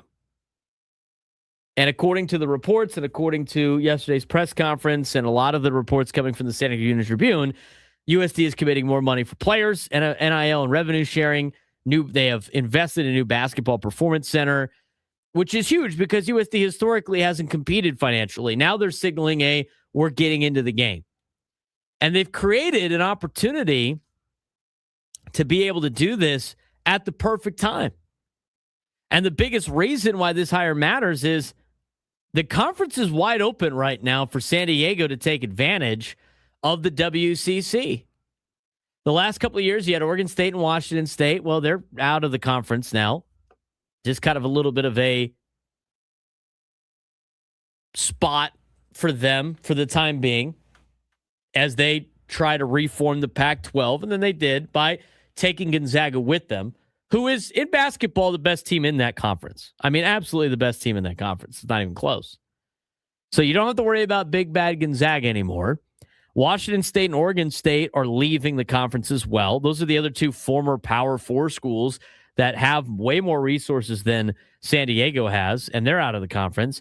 And now the longest and the two biggest competitors for the conference in basketball is St. Mary's and Santa Clara. Well, St. Mary's just lost longtime head coach Randy Bennett. He leaves. He understands the writing on the wall of Gonzaga not being there anymore. So longtime coach Randy Bennett's gone. He's not going to be at St. Mary's next year. Who knows how St. Mary's is going to be in basketball post Randy Bennett. And even with Randy Bennett there, it's not like they were advancing too far in the NCAA tournament. They were getting outclassed a lot in the NCAA tournament. That's not a team that is by far further along than you are. And then you look at Santa Clara. Like Santa Clara's had some pretty good teams. They pushed Kentucky to the edge in the NCAA tournament. One of the three schools that made the NCAA tournament of the WCC. They might lose their head coach in Herb Sendek. They do that. I mean, all of a sudden, this thing is wide open for San Diego to take advantage of. With a good coaching hire and investment in the team, USD can start to become a program that's on the rise. Now, the other program that they might have to deal with is UCSD in a couple of years when they join the conference in the WCC because they got resources that they can use. And again, they don't have football. And when you don't have football, it saves you a lot of money. USD still has football. USD's got to spend money to fly to the Pioneer League, right? I mean, I don't know what the situation is with them and continuing to be a non-scholarship football program. If they're still a non-scholarship football program, they got to play in the non-scholarship football league, which is all on the East Coast. That takes away a lot of money. But if the reports are true, and the athletic director at the University of San Diego and Kimya Massey has actually compiled a war chest for USD, and they can spend it on basketball, with Gonzaga leaving, and Oregon State and Washington State leaving, and now some uncertainty at St. Mary's and Santa Clara, with a brand new coach and investment of up to $2 to $4 million into the team, USD could be in contention for an NCAA tournament bid by winning the WCC. It's not crazy. Now, here's the deal with USD. I mean, now's the time that you got to really set a foundation. They tried to do it with Steve Lavin. They had a 36% win rate under Steve Lavin. Steve Lavin actually leaves San Diego with the worst record in San Diego history as a head coach. They never made the NCAA tournament. They haven't made the NCAA tournament since 2009. So they're not really reloading. They're starting. It's not really a rebuild. It is a build at this point. But now the roster reality. And like JR's he's going to have to put some time in when it comes to putting in a roster. And right now he's still coaching with Iowa State. So I don't know who he's going to be able to do that. But until the season is over for Iowa State, he can't really fully focus on what the roster is going to be for the University of San Diego. He's walking into a certain returning roster, potential mass turnover. And according to him, when asked about it for his plan, he's going to recruit high-character players. He's going to tap into the transfer portal. He's going to look into the European pipeline, something that San Diego hasn't really taken too much of a big dive into. They had a couple of European pros on their team this year, but nothing really significant. Something that San Diego State hasn't done yet that probably they should jump in on too. It sounds like they're doing that. And they're going to modernize the roster building, free agency, global scouting to try to bring in some players for this team. So what does success look like for San Diego, the University of San Diego and their basketball program? Be competitive immediately in a weakened WCC. I think that's definitely a short-term success goal for USD. And I don't think it's that crazy to accomplish. I think that's pretty obtainable in terms of a goal. The bold expectation from the admin is win the West Coast Conference quickly and reach the NCAA tournament. In this day and age of college athletics, you can do that with the proper funding. You could do that with the right coach. And with the conference that they have, I think it's very easy. It's a lot easier for them to accomplish. You're not asking J.R. Blount to take a team like USD and go win a highly competitive Pac-12 with Gonzaga and San Diego State and who knows who else might eventually go in that conference. You're asking J.R. Blount with funding to beat San Francisco and beat Santa Clara and beat St. Mary's and beat Pacific. And to be honest with you, beat a handful of teams that they were already able to beat with Steve Lavin and with not a $4 million roster. So the big picture takeaway from yesterday with the announcement of J.R. Blount coming in to be the new head coach of the University of San Diego's men's basketball program, it's a program-defining moment. USD is spending more, they're betting on upside, and they're taking advantage of timing. The expectations might be ahead of reality, but this is a big step in the right direction. When we come back, we are going to get you a preview of the opening series against the Tigers. Tigers play-by-play man Dan Dickerson joins us next. Tell you everything you need to know about Tarek Skubal, Framber Valdez, and company as they roll into town to start the 2026 season. Dan Dickerson joins us next on the Braden Surprenant Show, San Diego Sports Station, 97.3 The Fan. Here's the biggest lie in the NFL right now. You can win free agency because you can't. And the data proves it. Over a 10-year span, more than half of the top free agents didn't even live up to their contracts, not exceed them, didn't even meet expectations, and nearly 30% were straight up disasters. But every March, we do the same thing. Fans celebrate, teams flex on social media, and everybody thinks they just fixed their franchise overnight. Meanwhile, the truth is the exact opposite. The biggest contracts are often the worst investments. Running backs, bust rate. Wide receivers, overpaid. Quarterbacks, total gamble. The teams that actually win in this league don't build through free agency. They survive it. They draft well, they develop talent, and then they use free agency like a tool, not a foundation. So when your team wins the offseason, history says they probably didn't. What just happened this weekend or this last couple of weeks? NFL free agency. Excitement, headlines, splash moves. Fans and teams convince themselves that they won the offseason, but history says that's usually not true. Yeah, no, studies of the top 500 top free agents from 2023 to 2022, their average grade for that is just a 2.26 out of 6, which is well below average. Only 41% of signings are actually, quote unquote, successful. 58% are disappointment or worse.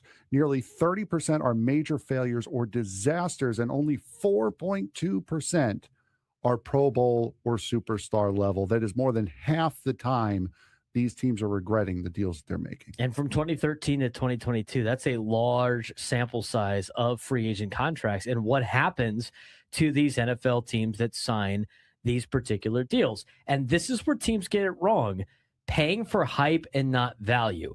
Biggest names are not the safest bets. Top tier free agents actually perform worse than mid-tier ones, and teams overestimate their ability to pick the right guy. Skill positions are a trap market. Worst success rate, 10% success rate for running backs, approximately 30% success rate for wide receivers, and quarterbacks are very volatile and risky. Meanwhile, safeties, O-line, D-line, much safer investments. Teams chase highlights instead of impact. And I could have told you that. Just as a football coach, where you have success is in the trenches and safeties and linebackers because they fill out special teams. That is where your value is for contracts. It's not paying wide receivers. It's not paying running backs. It's not spending money on positions that would make a upgrade to your fantasy team, Frank. You got to build within the trenches, and you got to keep everything young by going through the draft. Yeah, no, it absolutely does. You do need those players. You do need those pieces. You do need the big star wide receiver. You do need help in those areas, but not at the price that you are going to have to pay for them during a free agency window. And another thing here, age really matters more than teams admit. The best window is for a 24 to 27-year-old when they hit free agency. Productive drops when players hit their late 20s and into their early 30s, but teams still pay these guys not for what they're doing, but for what it says on the back of their card. And here's why teams keep doing it. It's that hope. It's that human element, right? It's the hope over logic. It's the pressure to win the offseason. It's ownership wants headlines. They want the hype. They want people and their fans excited about the season. And general managers bet on being the exception. Every team thinks, yeah, but our guy is different. But the reality is hits exist. They are very rare. Like short-term quarterback swings, you're really getting lucky. Like the Sam Darnolds of the world, right? It's Daniel like, Jones. Look, this worked out for one season. But, there are some strategic fix, but disasters pile up. Big money quarterbacks flop. Wide receiver deals age poorly. Injury risk kills contracts. I mean, I look at like the free agent signing of Russell Wilson multiple times going like, really? Or the trade for Russell Wilson too. It's like, this guy is not worth the amount of money that you're spending to make a big headline splash. And to be honest with you, really look like you're building a fantasy team instead of an actual football team. Yeah. And this one came down while we were doing our show on Monday as we record this. Travis Kelce just signed a new 3-year deal rounded up worth about $55 million. He is not worth $55 million anymore. That is a huge overpay for the Kansas City Chiefs for a guy who they were talking all year about him possibly retiring at the end of the season. Now to get a 3-year, $55 million contract in free agency, that is insane for the Kansas City Chiefs to do that, even with a player they have a rapport with. That's such a emotional signing for the Kansas City Chiefs from so many different aspects of that particular deal. But, free agency is not how you build a winner in the National Football League. It's how you patch some holes. It's how you take calculated swings. And baseball is back. Opening night is live on Netflix tonight. Aaron Judge and the New York Yankees clash with Rafael Devers and the San Francisco Giants. Opening night, Yankees, Giants, live on Netflix, 8 p.m. Eastern, 5 p.m. Pacific. That means only one thing. We got opening day coming up very shortly. We will be live at Baja Ricks tomorrow from 10 to noon, and then we'll be ready for Padres baseball after that. Ben and Woods will be out there tomorrow morning from 6 to 10. Should be a great time. Look forward to seeing you guys tomorrow. Before we dive into opening day, Tarek Skubal and the Detroit Tigers come in to take on Nick Pivetta and the San Diego Padres. And for more of a preview, we get to talk with longtime and great broadcaster for the Detroit Tigers. He is the radio play-by-play guy, man, for the Tigers. He's going to be doing some TV this weekend for the Tigers baseball organization. His name is Dan Dickerson. He joins us on the Braden Surprenant Show. Dan, what's going on? Hopefully you're enjoying your opening day eve, if you will. Oh, yeah. I'm at a local coffee shop, standing in the sunshine, and can't wait. There's just nothing like the start of a baseball season, is there? Absolutely not. Well, and welcome to San Diego. I mean, I'm sure you've had many of cold opening days mixed with some, probably some great ones on the road as well. But an opening day in San Diego, that's pretty different for the Detroit Tigers. I love experiencing the opening days, the home openers for teams, around the league. I've not experienced it here, obviously, and I'm looking forward to it. And yes, strategically, the Tigers have, I think, requested to start on the road in warm weather cities the last 2 years.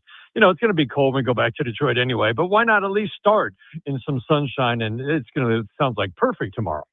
I do want to ask, and we're going to dive into this this series in just a little bit, but when the schedule came out, I know it comes out in the middle of the year, the previous year, so obviously you're breaking down and getting your notes ready for upcoming ball games, but the first time you saw the schedule and you saw San Diego opening day, that had to be a little exciting, right? Oh, I love it. I mean, it does make sense to start in a warm weather city, but no, I absolutely love starting on the road. It's a big deal to get a West Coast trip out of the way early so that, you don't have that in September. It really does make a difference if you have to go to the West Coast in September, if you're fighting for a playoff spot. And to get that out of the way early is good. I love San Diego. My wife's family has roots going back generations in San Diego. So it's always, AJ is like his favorite spot because he was in the front office here. So yeah, it definitely was my eyes lit up when I saw that. No, that's awesome. And welcome home, a little bit of a homecoming then for Dan Dickerson back in San Diego. That's great to hear. So it's going to be a good series. I mean, the pitching matchups all weekend should be very nice. I mean, obviously got a new addition for the Detroit Tigers and Framber Valdez that will debut. But let's talk about Tarik Skubal first. I mean, this offseason was very interesting for Tarik. I mean, he had to go through arbitration. He won the biggest case in arbitration in baseball history. I think a lot of people thought maybe he might have, gotten lowballed by the Tigers. But with all of that trauma and the WBC and going back and forth with Team USA, it's a pretty interesting offseason for Tarik Skubal. How has he been at camp getting into the season? He's Tarik Skubal. He's truly one of the great people you're going to meet. The personality that goes with the talent is why he means so much to this organization. And so he handled it all. The whole thing, I don't think it was the low ball offer is what it looked like, but there were some complicating factors to that, or there's at least some details that kind of got lost. The Tigers never got a counter offer from Scott Boras when they made their initial offer. You're supposed to get that before, filing day. So anyway, there was a lot to that. He handled it fine. The Team USA thing, anybody who gave him crap for not making another start just didn't understand. He was only going to make one start. That was the deal. He wasn't going to pitch, and he's like, okay, I will do it if I can just make one start. So that was the deal from the start. I mean, there's no more loyal participant and starting pitcher than Tarik Skubal for Team USA, but that was the deal. He wanted to make sure that he got ready for this season, and that's why the last two starts were with the Tigers. So I just think he's an incredible person. He's got a great family, 2 little boys.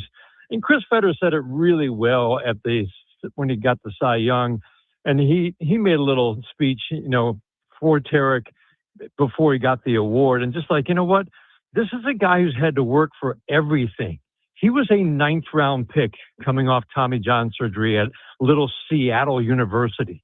He threw 95. He's now throwing 98 and 100.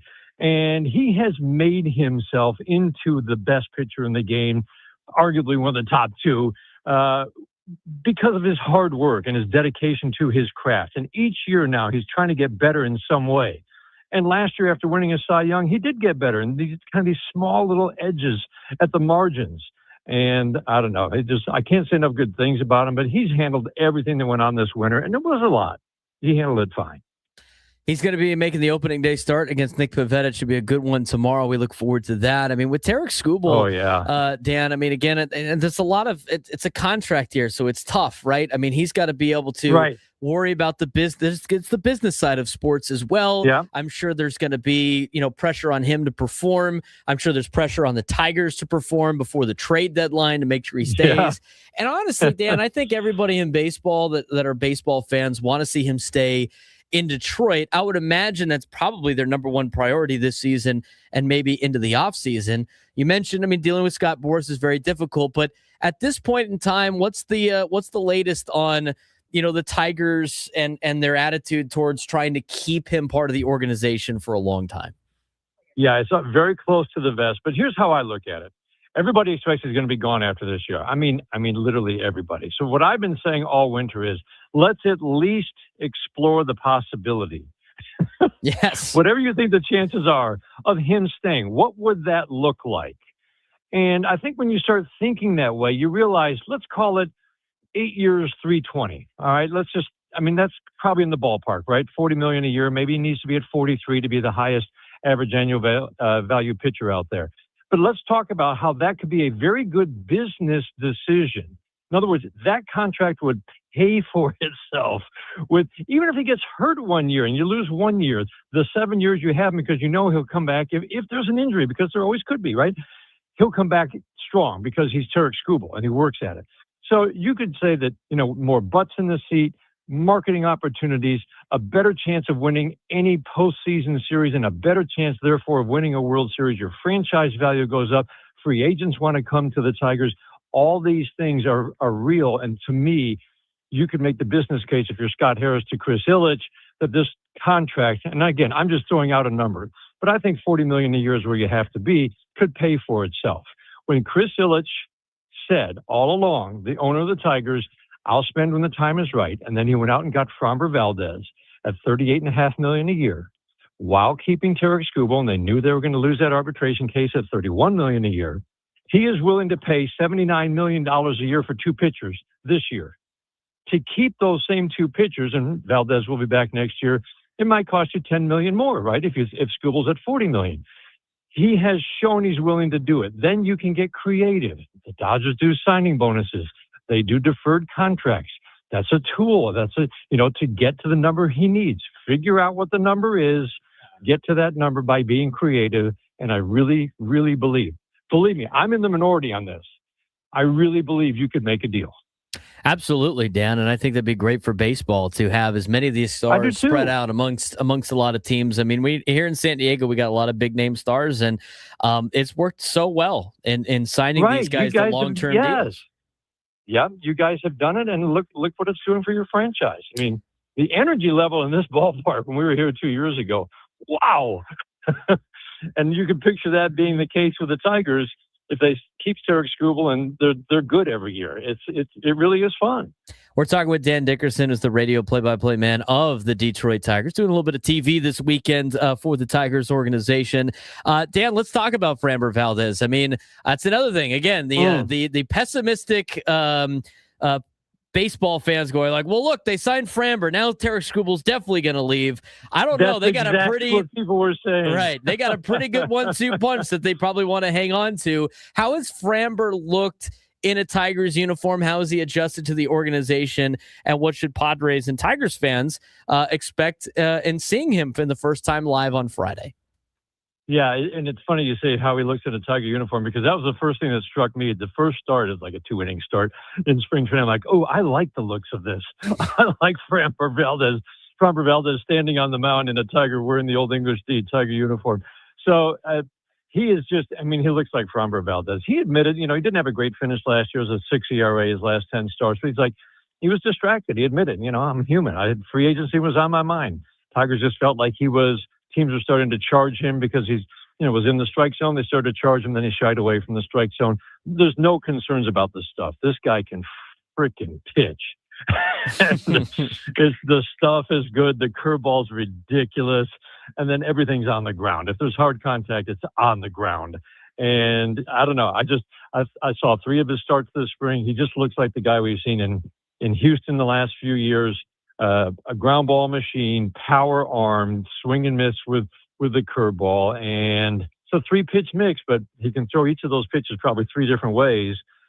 He's just going to be a huge addition to the rotation. And a rotation that also has Jack Flaherty, who will be pitching over the weekend for the Detroit Tigers. He's back in the Tiger uniform after signing a deal last year. In terms of the offense, though, there's some veteran players on this team, Dan, as well as a lot of young guys that they are really excited about.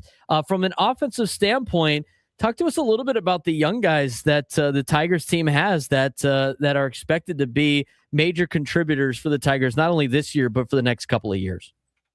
Yeah, they had 6 guys 27 years old or younger who all, were above average OPS plus guys last year. And that's a nice number. And that doesn't even include Zach McKinstry, who had a big year at age 30. Gleyber Torres was above average, and he kind of pewtered out down the stretch. But Gleyber Torres is a big part of the offense. This offense, through 146 games, or 90% of the season, was the top 3 offense in the American League. They faltered down the stretch, yes, but to me that was kind of a lot of young at-bats. They had over half their at-bats were by players 26 years old or younger. And, as the Tigers say, yeah, we have to hit good pitching. They faced a lot of good pitching, but there were some young at-bats. Okay, let's go to work on that. Let's talk about approaches. Let's talk about your approach from the beginning of the at-bat. And again, you got a core led by Green, Torkelson, and Carpenter with a thump, but Dylan Dingler had a heck of a year, hit 278 after struggling in his debut in 24. Cole Key still has tremendous upside.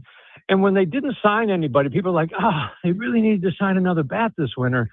Gleyber Torres coming back when he accepted the qualifying offer, to me, was an indication that that's probably the last move they're going to make. He's a big piece of the offense because of his quality at bats. And you also if you sign a big name free agent like an Alex Bregman, which everybody talked about, now you're blocking Kevin McGonigal. Kevin McGonigal's a real deal. He had a great spring. The big questions for him were about his defense.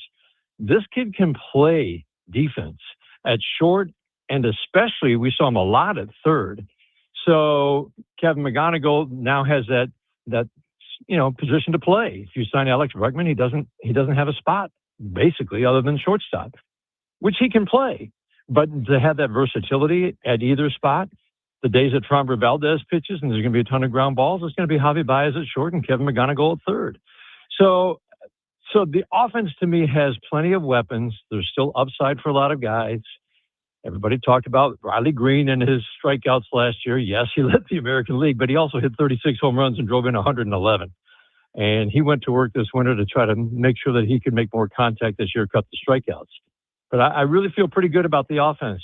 Basically, for 90% of the year, they were a top 3 offense in the American League, faltered down the stretch, but they definitely have enough pieces to be, I think, a top 5 offense. To me, it's still, you win championships with pitching defense, right?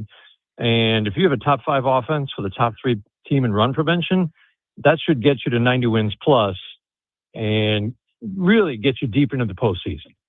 We're talking with Dan Dickerson, is the radio play-by-play man of the Detroit Tigers here on the SDCCU fan hotline. It's not big bank banking, it's better. Dan, what clicked last year for Javier Baez? I mean, Javi Baez was looking at a bad contract for the Tigers because of that 6-year, $140 million deal that he signed. He didn't look anything like what he did in Chicago, as he struggled again with the Mets, and he struggled in his early part with the Tigers. But last year, he was a big asset for Detroit. Is that something, what he did last year, is that something that he can replicate in 2026? Yeah, I think, he had a very productive first half, made the All-Star team. He wasn't even on the depth chart for center field, and he ends up playing center field a lot early, and that's how he made the All-Star team as an outfielder. And I think that's the best role for him. He really did struggle down the stretch when he played more at the plate. Defense is always good. But I think the Tigers look at him as a guy whose value is best at probably limiting the number of plate appearances while moving him around second, short, and center field. That's a really valuable piece. AJ Hinch loves his flexibility, and he's got lots of it built into this roster. But anytime you can have a guy who plays shortstop well and center field really well, that's a nice piece for him to have. So the offense definitely, it has to pick up. He's still very vulnerable to a right-on-right slider. We know that. But if he could just get back to being a 680, 700 OPS guy with the position flexibility and how well he plays defense, that's still a really valuable piece. Got a familiar face back. Justin Verlander back in the Tigers uniform again. 20 years service time for the future Hall of Famer. What's it been like to have Justin Verlander back and working with some of the young guys in the pitching staff, but also working with some of the starting pitchers that are already dominant on this Tigers team? Yeah, I would love to be a fly on the wall, wouldn't you? Just to listen to the conversations they're having with Fromber, with Tarek, all of them, because whenever one throws a bullpen during the regular season, all the starters go down to watch. And that's where those conversations take place. It, might result in that one little piece of information or one little word of advice or one little thought that helps a pitcher tweak a pitch or sequence better, whatever it might be. And there's a lot of that going on. And I loved what he said at his press conference. Is like, I'm a different person. Well, yeah, he's 43, but I noticed this a couple years ago when he came to town with the Mets. Having a baby girl now 7 years old really did change him, and he admits that. I'm a better teammate now. I'm trying to be a better teammate. But what does that mean? That means more conversations. Young pitchers have told me he's very approachable. Well, geez, think about that. They can approach him with any topic, any question. And I think the impact that he will have on this staff with 20 years of wisdom to pass along, in addition to a guy who can still pitch, he was up to 96 in the last start I saw about a week ago. He's going to have an impact beyond just the numbers. But don't get me wrong, he can still pitch. He's not coming back just for a little sentimental reasons. Dan, I enjoyed our conversation today. Really appreciate it. Frank and I will be in the press box the next couple of days too, so we'll stop by and say hi. Hello, Thanks again for the conversation. It was great. I think our audience is well informed on the Detroit Tigers now. All right, Braden, enjoyed it. Thank you. Dan Dickerson, radio play-by-play man of the Detroit Tigers, joining us on the Braden Surprenant Show, San Diego's #1 sports station, 97.3 The Fan. It was a great conversation talking with Dan about the Tigers. A lot of interesting things. I think the stuff that he said about Justin Verlander is very interesting. I think you're seeing that with other players now too. And to be honest with you, I think Manny Machado and what he was in the first couple of years in San Diego and what he is now is two totally different Manny Machados in the clubhouse. And it's something about, being a dad, right? And being responsible for another life that, and being a parent that leads to, being a better teammate to a lot of people. Not to say Manny wasn't a good teammate. He's always been a great teammate, but you're starting to see him kind of be different than what the media wants to portray Manny Machado, from the East Coast a little bit. And I think you see that with Justin Verlander too. I thought that was very interesting what Dan had to say about Verlander in Detroit and his comeback in Detroit, being approachable for a lot of the young players, kind of understanding the role that he has as a 43-year-old veteran, Frank. I thought that was really cool. And it also changes as time goes on. You're not actively fighting for a spot. You're not constantly under threat of someone taking your job.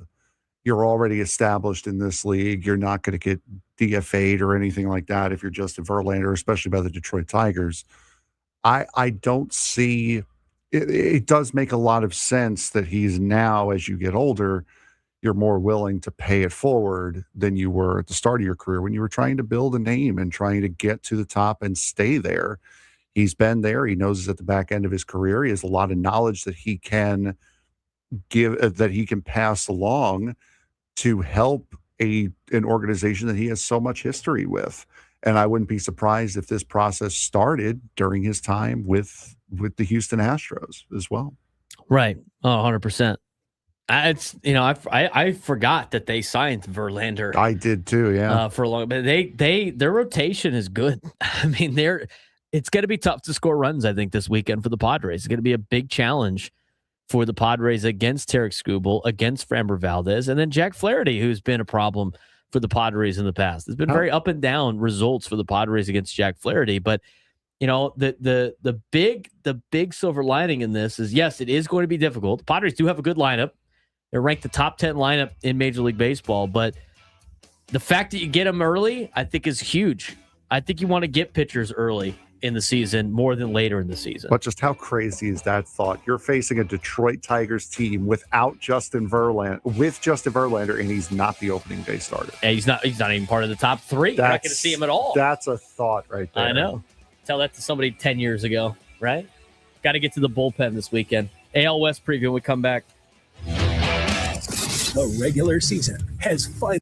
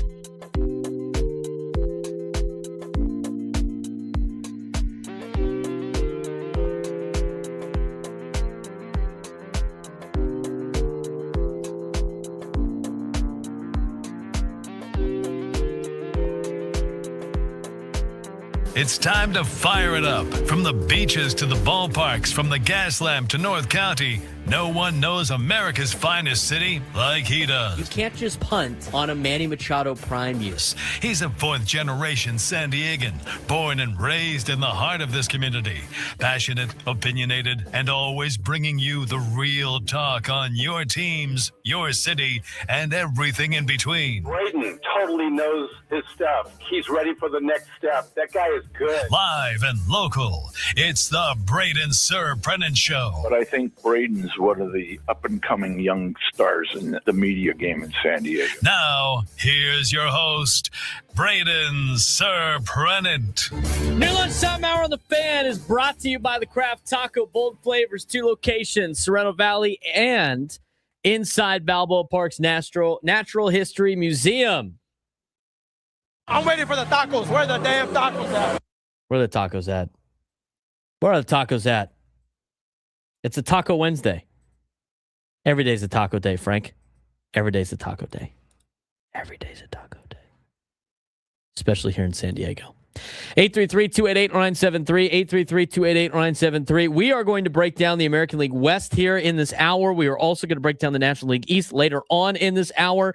We will try to get to our midday sports standoff today as well. We're going to need a contestant for that. Coming up in the 1 o'clock hour, we have tickets to give away for Bob Dylan. We'll tell you how you can win those in the 1 o'clock hour. We're going to break down the National League West more in the 1 o'clock hour. Here in this hour, I don't know what direction I want to go yet. I do at some point. We are going to go through the Padres schedule again at some point today. I don't think it's necessary.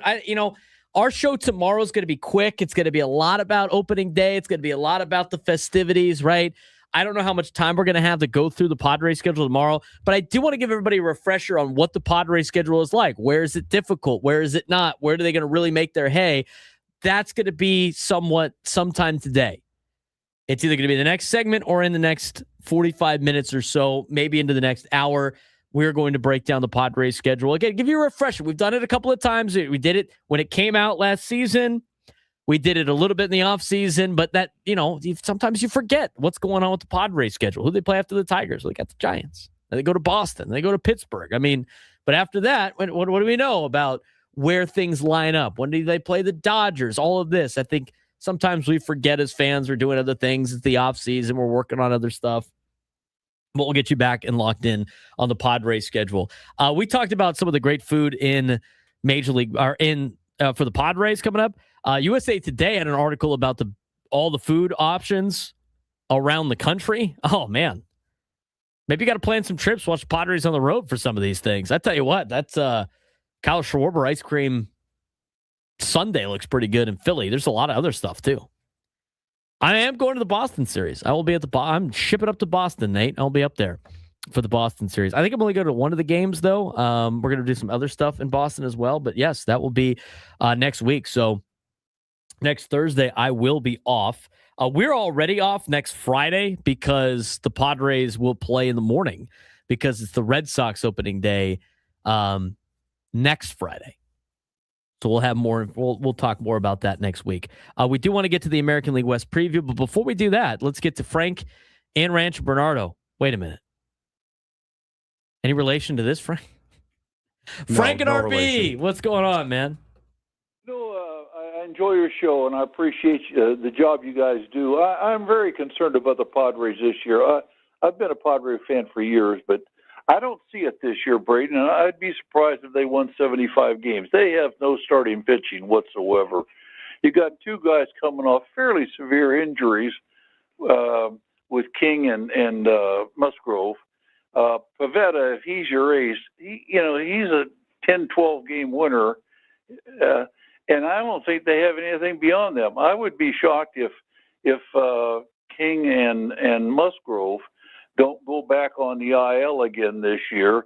I don't know how they're going to win, and they really haven't changed their batting order to any great degree or haven't added any power. They were not a run-scoring machine last year. I think their starting pitching is abysmal, and I really don't think they got a shot this year. Well, Frank. Oh, no. You just got called out in the chat, Frank. No, you, Frank.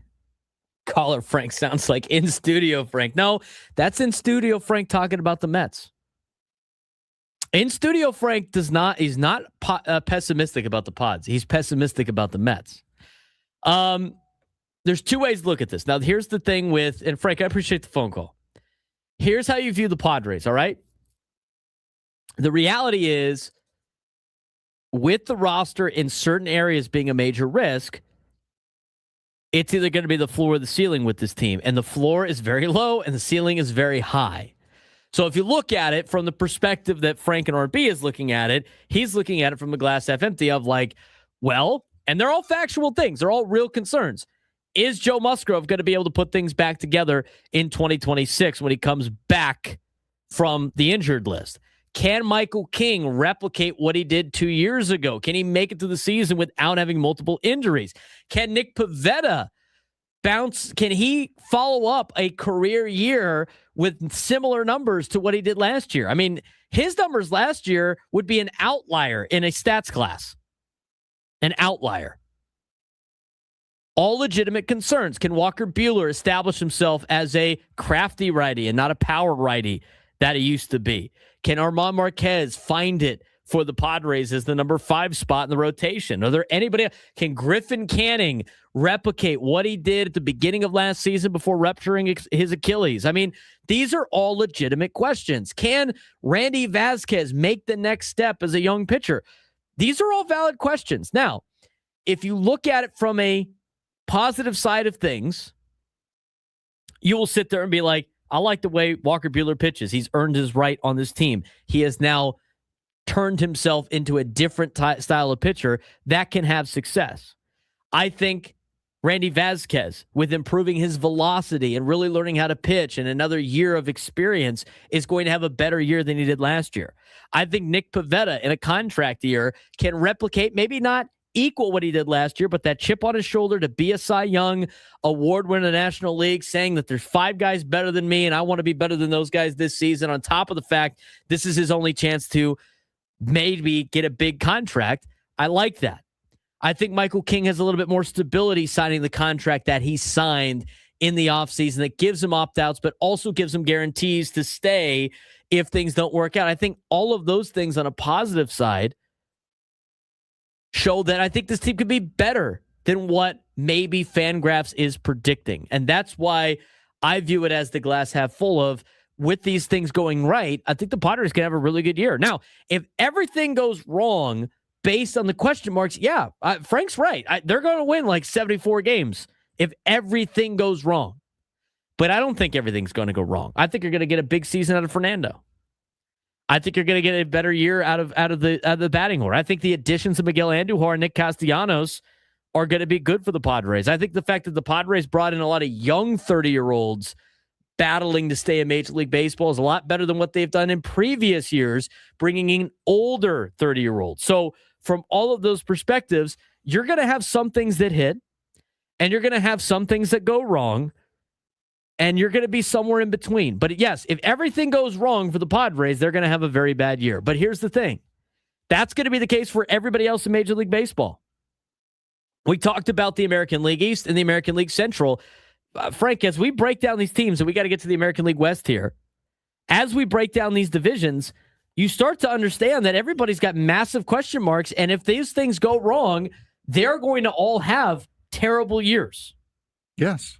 Yeah, no, that's the concerns that Frank brought up are completely valid. I mean, there wasn't one concern there that you could say, oh, you're reaching for this. You're kind of over exaggerating that.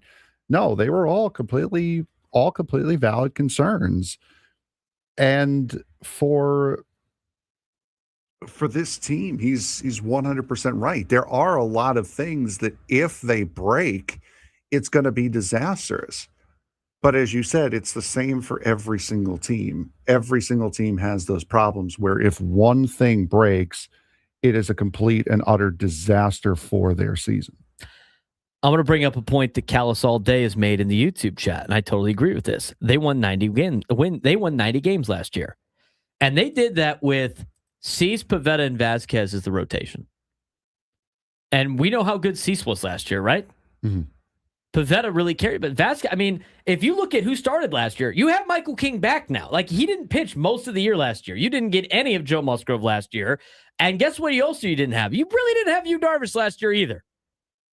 I mean, you had a hodgepodge of starting pitchers. You won 90 games last year. You didn't have a good season out of Jackson Merrill last year, not one that he liked. Fernando was good. He wasn't great. He wants to be better than that. And as of right now, and I totally agree with this, they are starting the season off with a better batting lineup, a better roster, a better bullpen, and a better starting rotation than they did a year ago at this time.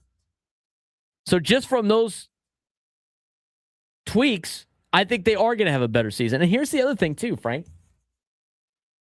I don't know how many times we got to bring this up, but this is not the team that you have to have the entire season. They have room to make improvements at the deadline. AJ Preller always saves money to potentially make some improvements at the deadline. This team, as constructed, Frank, is good enough to get you to the deadline. Yeah, absolutely. They're 100%. good enough to get you to the deadline, to upgrade, to then make a run to make the playoffs. This team, as constructed, yeah, I'd be a little concerned about rolling into a playoff game with this roster. There's a lot of uncertainties, a lot of unknowns.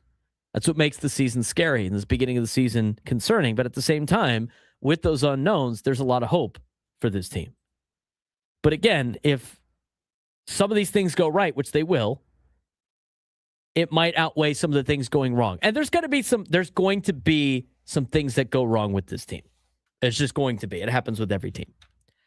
833-288-973, 833-288-973. I mean, even ESPN that, is not super in on this rotation, they ranked the lineup before spring training started as a top 10 lineup. That's without having like Ty France on the bench. I mean, I think this team is going to be a lot better than people think. And here's the other thing too. I just want to say this right now. I think the Padres lose 2 out of 3 this weekend, and I still think they're going to be okay. Like, this is what I don't want to hear. I don't want to hear on Monday a bunch of calls saying, I told you so, when they lose 2 out of 3 to the Tigers. I have that accounted in my overall win totals for the year. And we'll talk about the Padres schedule. I mean, they have to navigate some difficult stretches, but they also have some stretches where they have to really capitalize.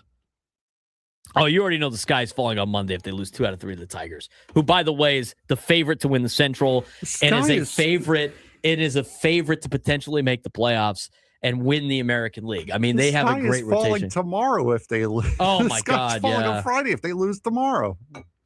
The only way the sky is not falling if they lose tomorrow is if they lose 1-0 to Tarek Skubal. That's literally it. That'd be the only reason why the sky wouldn't be falling. It's like, hey, well, you know what? We went against Tarek Skubal. Pivetta give up 1 bad pitch. What are you gonna do? It's baseball. But all right, fire up the music. We've got 5 minutes to talk about the American League West. It's about all we need for the American League West, if we're honest. Let's go. I got to get back to this because I've been working on 3 other different things here. We both agree that the Mariners are going to win the division. Although I do think the Rangers and Astros might push them a little bit. I think you're going to get a bounce back out of the Rangers. I think the Astros take a little bit of a step back. I think the A's are going to have a pretty good season. I think they win 80 games. I think the Athletics win 80 games. I think their young core is pretty good. I think the Angels are going to be atrocious. I got them losing 98 games. I've got the Mariners taking 92 wins. I think that's 2 more than what they had last year. I have the Astros in second, same record as you, actually. I've got the A's and the Rangers flipped. The Rangers have been one of those teams that have been very not good at staying healthy. Now, I know they've somewhat upgraded at some positions, but I see the A's taking a big step this year and getting ready for getting people really ready for them to move to Vegas. I see the A's finishing 3rd, Rangers 4th, and the Angels in stone dead last. I think the Mariners are definitely the best team in this division. 100%. ESPN ranked them as the 2nd best team in all of baseball going into spring training. And their franchise centerpiece is Julio Rodriguez. We're going to talk about him in a second. Can they finally break through to the World Series is the big question, because they're are they the only team still that has never made it to the World Series? They might be. I think they are the only team that has never made it to the World Series. They added Brendan Donovan.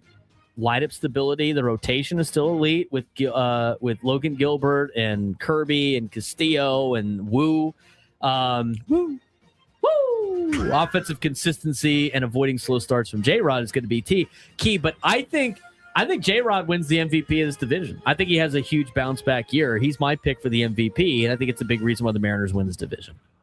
I don't necessarily think that the MVP is going to be the guy who has the biggest season. As I say all the time, most valuable player to their team. And I think with that said, I think the person that's going to be most valuable to their team is going to be Tyler Soderstrom to the A's. He had a very good year last year. He had 25 homers, 93 RBIs, and what was a breakout year for him. I think he had 276, if I remember correctly. If Tyler Soderstrom is on, I think the A's can finish over 500 this year. If he's not, then I see them finishing behind the Rangers. So I think Tyler Soderstrom is going to be the MVP of the West. I think the A's still have a bounce back year. I think they're going to be pretty good. And I think the next year they're going to be really good. And whenever they finally open up in Las Vegas, because they're building that stadium quickly, they're going to be legit. They're going to be like the vintage age we've seen the last handful of years. I still think the Astros are dangerous. I mean, Yordan Alvarez is their centerpiece. Injuries killed them in 2025. They still missed the playoffs by one game. They got Tetsuya Amai. That's now part of the organization. Who I have as my divisional newcomer of the year. So he's a newcomer and could be the newcomer of the year for the Astros.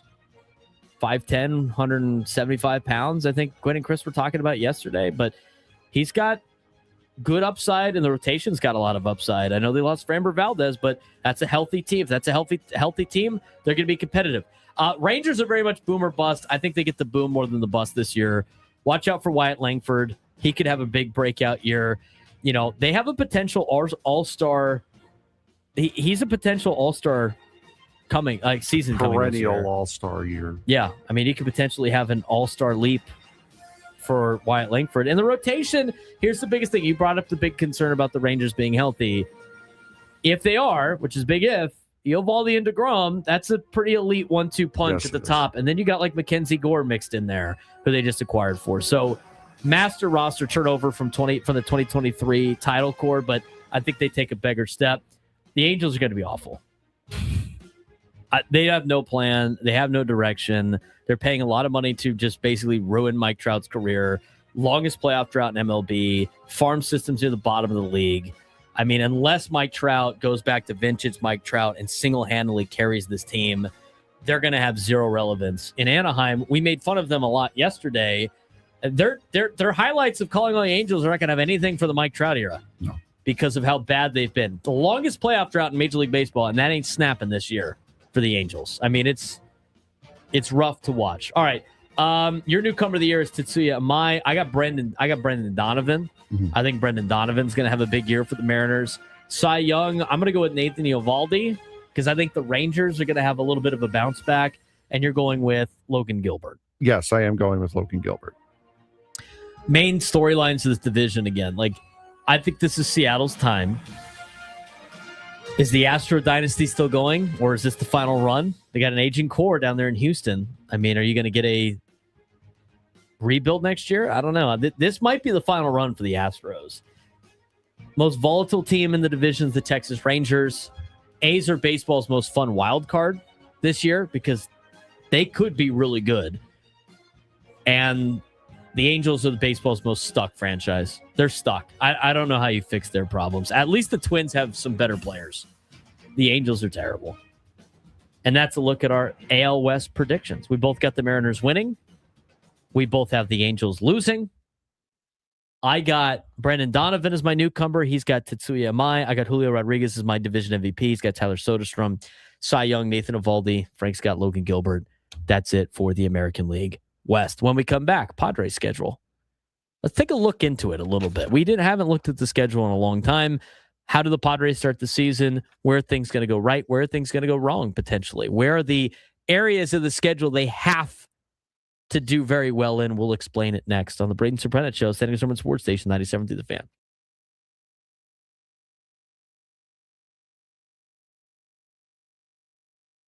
Tyler Reddick, again. Tyler Reddick didn't just win at Darlington. He survived it. Reddick now has 4 wins in the first 6 NASCAR races this season, something only Dale Earnhardt and Bill Elliott have ever done. But here's the crazy part. Everything went wrong. He had a failing alternator, no cool suit in the heat, a terrible 16-second pit stop, and even a late race incident. At one point, he was 7 seconds behind the leader, and somehow he still won. He chased down Brad Keselowski. He made the pass with under 30 laps to go and pulled away. That's not luck. That's dominance. So here's the question. Is Tyler Reddick the best driver in NASCAR right now, or is this just the start of something even bigger? Frank, what can you say about Tyler Reddick? It was an absolutely fantastic race that he ran. And as you mentioned there in that open, he's joined elite company here. He's on a historic run with his win. 4 wins in the first 6 races. That's only been done by Dale Earnhardt in 1987. He won the championship that year, and Bill Elliott in 1992. So he did not win the championship that year, but that is very, very elite company, and that is the company he is in right now. But not even that tells the full story of how he won this race at Darlington yesterday.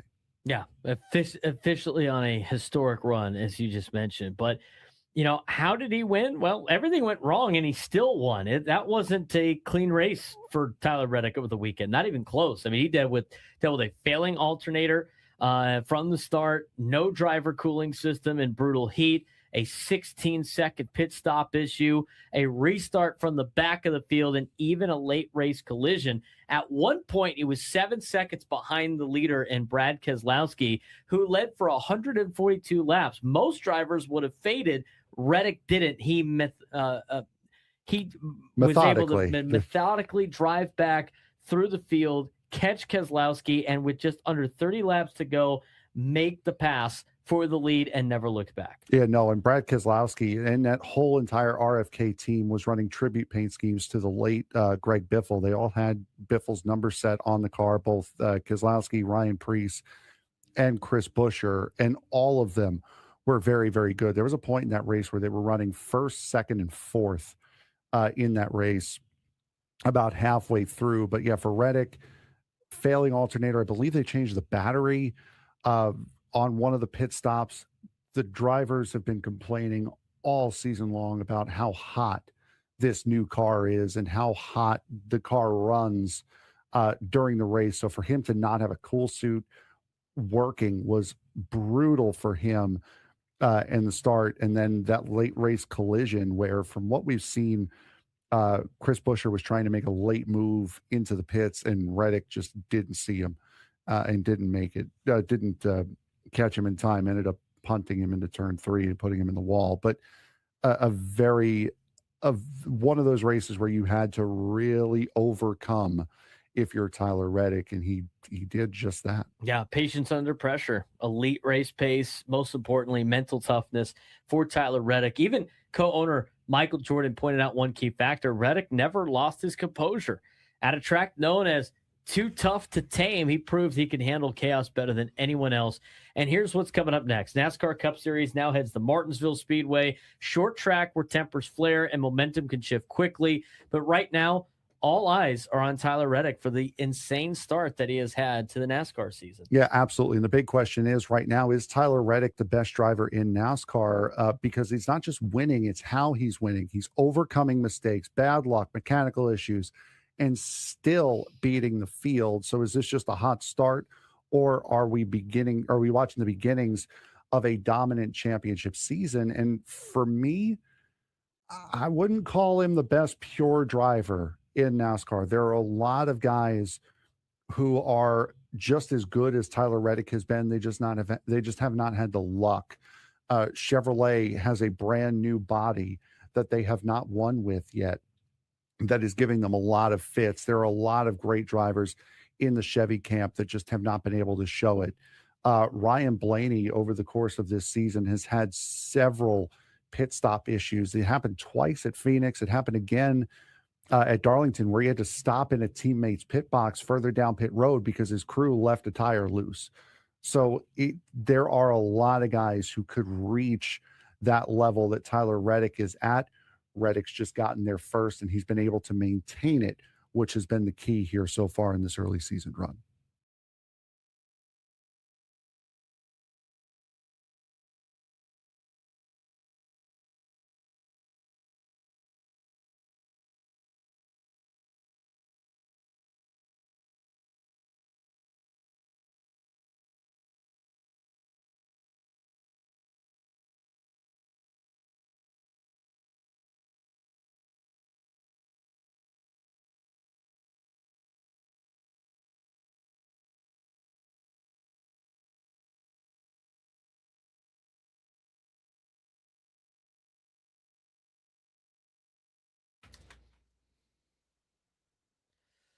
Go Aztecs in the YouTube chat. That's an interesting question that Frank actually brought up yesterday.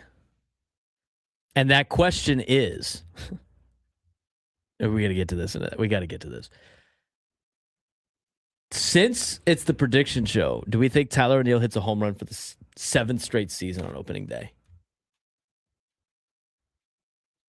How much money is getting put on this tomorrow? More than it should be. I can't think about the show after I just heard the story that you told me. Yeah, it's really depressing. I don't really want to talk about it on air. It's kind of super sad. I didn't realize that guy was a San Diego guy. Mm-hmm. It's so sad.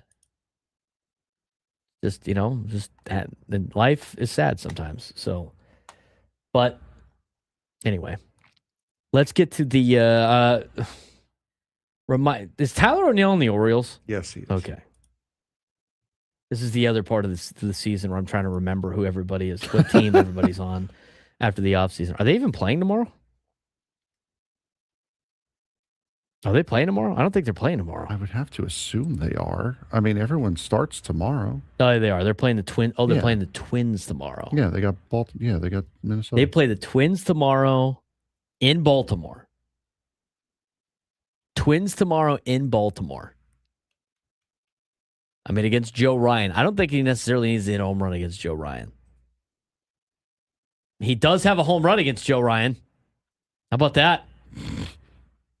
He had 2 at-bats. He's 1 for 2 with a home run. Tag it now. All right. Tyler O'Neill trying to hit a home run on opening day for the 7th straight season. He faces Joe Ryan and the Twins tomorrow at Bandbox. That is Camden Yards. Former Bandbox. They moved the fences out, remember? Yeah, that didn't really affect anything. There were more changes to it, too, this year. They got a whole new scoreboard, too. Oh, maybe it's the scoreboard that prevents Tyler O'Neill from hitting a home run in his 7th straight season. Just because everything is lining up perfectly for this makes me feel like it's not going to happen. It's going to be a big skirt on one of the stars. It's just off they go. Tyler O'Neill is playing at a hitter-friendly ballpark at, what is it, 12:05, 3:05? Is it a 3:05 start? Yes, it's a 3:05 start Eastern. The 3:05 start. He's playing in a bandbox of a ballpark, and he's going against the guy he's faced twice in his life, and he's 1 for 2 with a home run. And we're going to and against a lousy Twins team.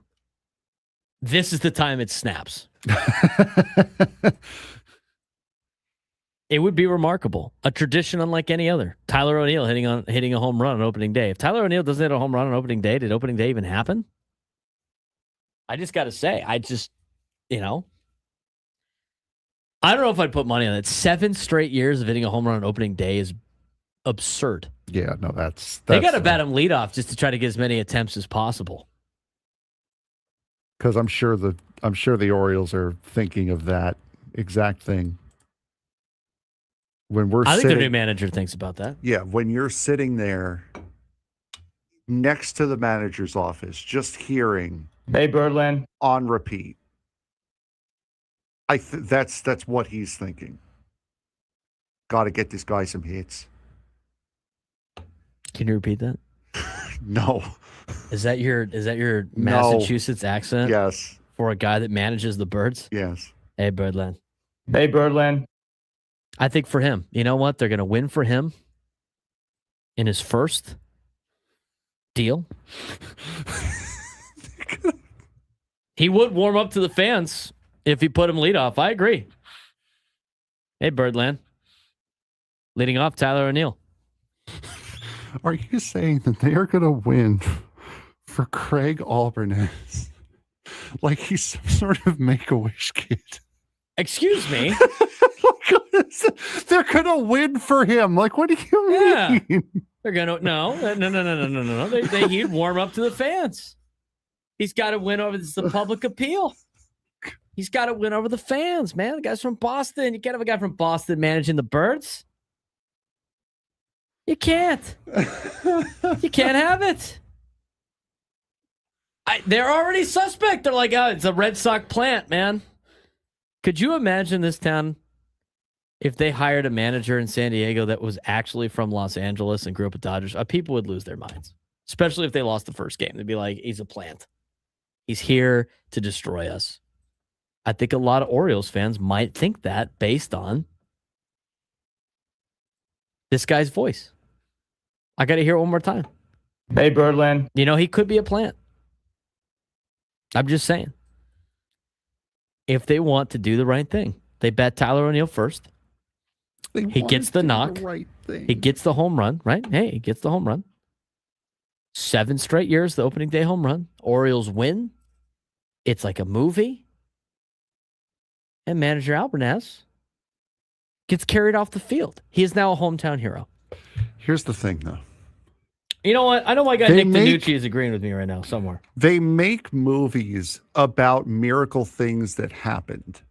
That would be a miracle thing that happened. Miracle things that happen don't necessarily come after the movie. You know what I mean? Like that's a movie thing. Movies are made of things that happen, not things happen after movies are made. Well, what's the movie that was made about this? No, I'm saying you would say that's a miracle. That would be a miracle thing that they would make a movie about. Those things happen naturally. It's not like, oh, it's the perfect movie script. I'm just playing out. You think of, wow, that would be a good movie script. Yeah, that's what I'm saying. I'm talking it into existence. This is what's going to happen. Hey, Birdland. Hey, Birdland. I can't wait to play that clip on Friday for when Tyler O'Neill hits a home run. No, I think it's lining up too perfect for Tyler O'Neill to hit another home run on opening day. It's too perfect. He's got the home run already against Joe Ryan. He owns Joe Ryan in the 2 at-bats. Ben Affleck could play him. He could. Matt Damon. You know what? Instead of the town, it could be the harbor. The yard. Be great. I love it. It's great. I love it. It's fantastic. No, I'm not. Juan in the chat saying I'm treating him like a Rudy type character. No, I'm just saying the guy you can't the thick Boston accent representing Baltimore. Come on, man. Where are my Orioles fans at? I know they don't like that. I know deep down they don't like that. Be the yard. I can't wait. I mean, could you imagine the big voice guy for the previews of that thing? Could you imagine? It'd be great. I don't want to do it. I would embarrass myself. You get Seth MacFarlane to do the voiceover. Oh, you know what? I think Seth MacFarlane should be in. Yeah, he could. You know, he could play Tyler O'Neill. He could voice. No, Tyler he could O'Neill. play. No, he could play Albernez. No, but Ben Affleck's gonna play Albernez. Well, no. Well, then, like I said, then he could be the big voice guy. You're the one that made. You're the one that put him in the movie. Well, then it's comedy because Seth MacFarlane's involved. I don't want to make a mockery of this situation. As if this whole segment isn't just a comedy segment. Hey, man, he said talk about the Orioles. We're talking about the Orioles. We're going to talk about the Padres schedule in just a second. By the way, did it fall off? Where'd the Padres schedule go? I have it so I can see it. Oh, you can't. You're not going to pull it up on the computer? I like having You paper ripped in it front off of the me. wall. Print another one. I ripped it off the wall. I can't believe you. Like I'm some sort of. You ripped it off the wall. Look at there's probably like a rip on the. They ripped and hid my friend's 3D printed SD logo that's been hanging on. It's it still this here. Whole time. It's no, still I know here. it is. I They mean, ripped that off the wall. They could have thrown that away. I'm surprised they didn't throw that away. Why did they throw that away? It was out of the way. People like throwing away things in here. I print another one. Doesn't cost you anything.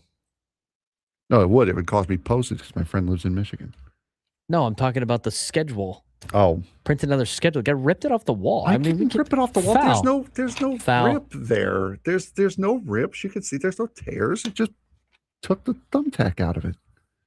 All right. When we come back, we're going to preview the National League East, and we'll look at the Padres schedule. Speaking of being in a contentious mode. Yeah, let's get Frank going a little bit. Hey, Frank, how do you think the Mets are going to do? That's going to be a great question to ask him. We'll talk about it when we come back. Quinn and Chris.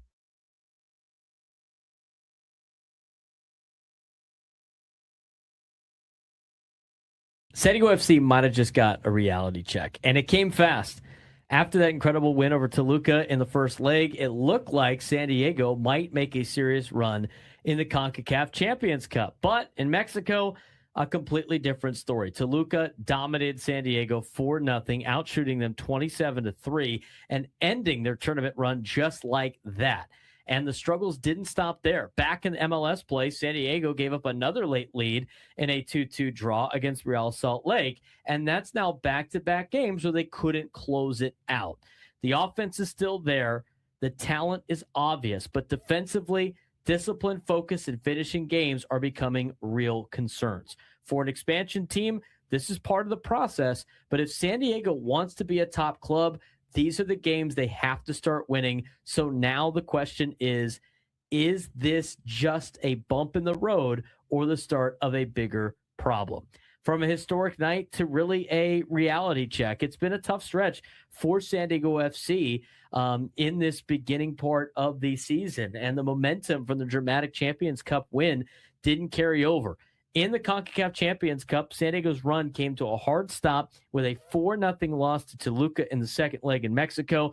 Despite winning the first leg 3-2, SDFC was overwhelmed. Toluca outshot them 27-3, dominating possession and control throughout the match. Goals from Jesus Ricardo Angulo, Paulinho, and Jesus Gallardo sealed the result, sending Toluca through on aggregate. For San Diego, it was a reminder of the gap that can still exist between the MLS side and the top Liga MX competition, especially on the road. So leg 2, Frank, a little bit more coming back down to earth. Yeah, and this is what we more or less expected. We didn't expect them to get completely dominated, but as we were saying on the show last week, after this happened, this was Toluca making sure that they, one, did not make the same mistake that Pumas made from a couple of weeks prior by going into Mexico. They still won, but didn't win by enough to be able to advance, but also not making the mistake that they had made the week prior and losing to a San Diego FC side that was riding high on a lot of momentum and positive forward movement. Toluca really shut that down quickly. Back to the MLS side of things. So after that loss to Toluca, again, reset back to the normal schedule of the MLS. Problems didn't really go away. San Diego settled for a 2-2 draw with Real Salt Lake, making their second straight draw and third consecutive match without a win. And once again, it was a late collapse. Yeah, San Diego led 2-1 after a late goal from Anders Dreyer, but conceded in the 85th minute when Victor Olantunji found the equalizer, and things unraveled further from there. Defender Christopher McVeigh was sent off, leaving San Diego down a man, unable to push for the winner. And this now marks back-to-back games where San Diego FC has given up late goals, including a stoppage time equalizer in Dallas last weekend. So it has been very, very tough. We're seeing a lot of fouls being committed. We've had, 4 red cards in the last 3 matches for San Diego FC as well in all competitions. So it has been a very, very rough patch for San Diego FC after getting off to such a hot start that they did, not just in the league, but in CONCACAF as well. Yeah, this week exposed something important. San Diego FC is exciting, but not yet complete. The attack continues to produce. Players like Dreyer, Marcus Varkson are consistently creating chances, but defensively the cracks are showing. Late game focus is slipping. Discipline is becoming an issue. Multiple red cards in recent matches, as Frank was mentioning, and the team is struggling to close out games. And head coach Mike Ybarra said it best: if you want to be a top club, you have to handle the grind. And right now, San Diego is learning that lesson in real time. Yeah, and it has truly been a grind. I mean, we brought it up a couple of updates ago. They're playing 5 games in 16 days, so they're playing a lot of football right now. But San Diego, you got to find a way to overcome that, because you're not the only one doing it. Every other team in the world has a stretch where they're playing a lot of games over a short amount of time, and they did. If you watch that game, especially towards the end, they look whooped against Real Salt Lake. They looked tired. They looked worn out. So that might be one of the bigger concerns, is that a team that you're not really used to seeing being gassed looked very gassed on Sunday. Well, they've been playing 2 games a week for the last couple of weeks. So that's obviously a big reason why they are gassed. But now here's the good news. Looking ahead, a reset is coming. San Diego heads into the international break, sitting 4th in the Western Conference with 11 points, still very much in a strong position early in the season. And they don't play until a road match against the San Jose Earthquakes on April 4th. I mean, they got a little bit of time now to kind of relax a little bit and get the bodies right before they make another push. So the reset comes at a really important time for San Diego FC. Couldn't come at a better time for the break. A chance to regroup, a chance to clean up defensive issues, and a chance to reset mentally.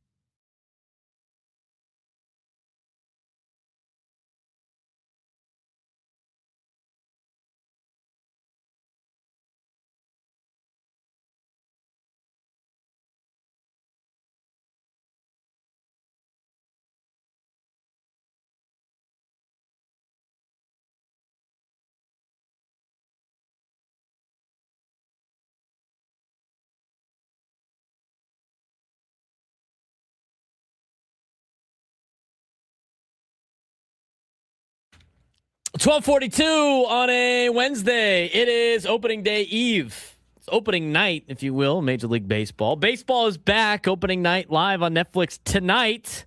Aaron Judge and the New York Yankees clash with Rafael Devers and the San Francisco Giants. MLB opening night. Yankees, Giants live on Netflix. 8 p.m. Eastern, 5 p.m. Pacific. Looking forward to watching some baseball tonight. In the next hour, we are going to be giving away a pair of tickets to see Bob Dylan at the Rady Shell on June 21st. Get your tickets today at Ticketmaster.com. But right now, it is time to actually, you know what? Should we go through the NL East first or the Padres schedule first? We could save the Padres schedule for next. Let's do the NL East first, and then we'll dive into the Padres schedule. Fire up the music. All right, the National League East. Take it away, Frank. I'll step back for a little bit. I'll let you bitch, moan, and complain about the Mets, and then we can get down to business. All right. Again, I'm gonna let you talk a little bit. I'm gonna let you just let it out first before I start. I just got to hear it. Just let it out, buddy. As much as I want to do the gimmick and as much as I want to do the bit, I also, when it comes down to these things, I also like to keep some form of professional integrity. You also don't want to get made fun of at the end of the year. Exactly. That's also, and I do want to be right. Like I know my job isn't to be right. My job is to, prove to the investors and the stakeholders how justify my paycheck to them. But I don't think that's in your job description. I'd stop self-incriminating. Let's just move it along now. I have the Phillies winning the division. All right. So do I. You know what? There you go. Well, Odyssey's based in Philly. That's why you give that answer. Yeah, there we go. 94 wins for the Phillies this year. I think that's 2 less than what they had last year. I have the Mets finishing second. I also have the Mets getting the 6th and final wild card spot with 86 wins. I have the Braves finishing 2 games behind them at 84 wins. I think the Braves are very good. They are going to be a pain in the neck. They always are a pain in the neck, especially to the Mets when it comes to the end of the season. They can never stay healthy. They have Spencer Schwellenbach, who's starting the year on the IL. They have Spencer Strider, who's now starting the year on the IL. They never stay healthy, or haven't in the last couple of years. I have the Marlins at 80 and 82 this year.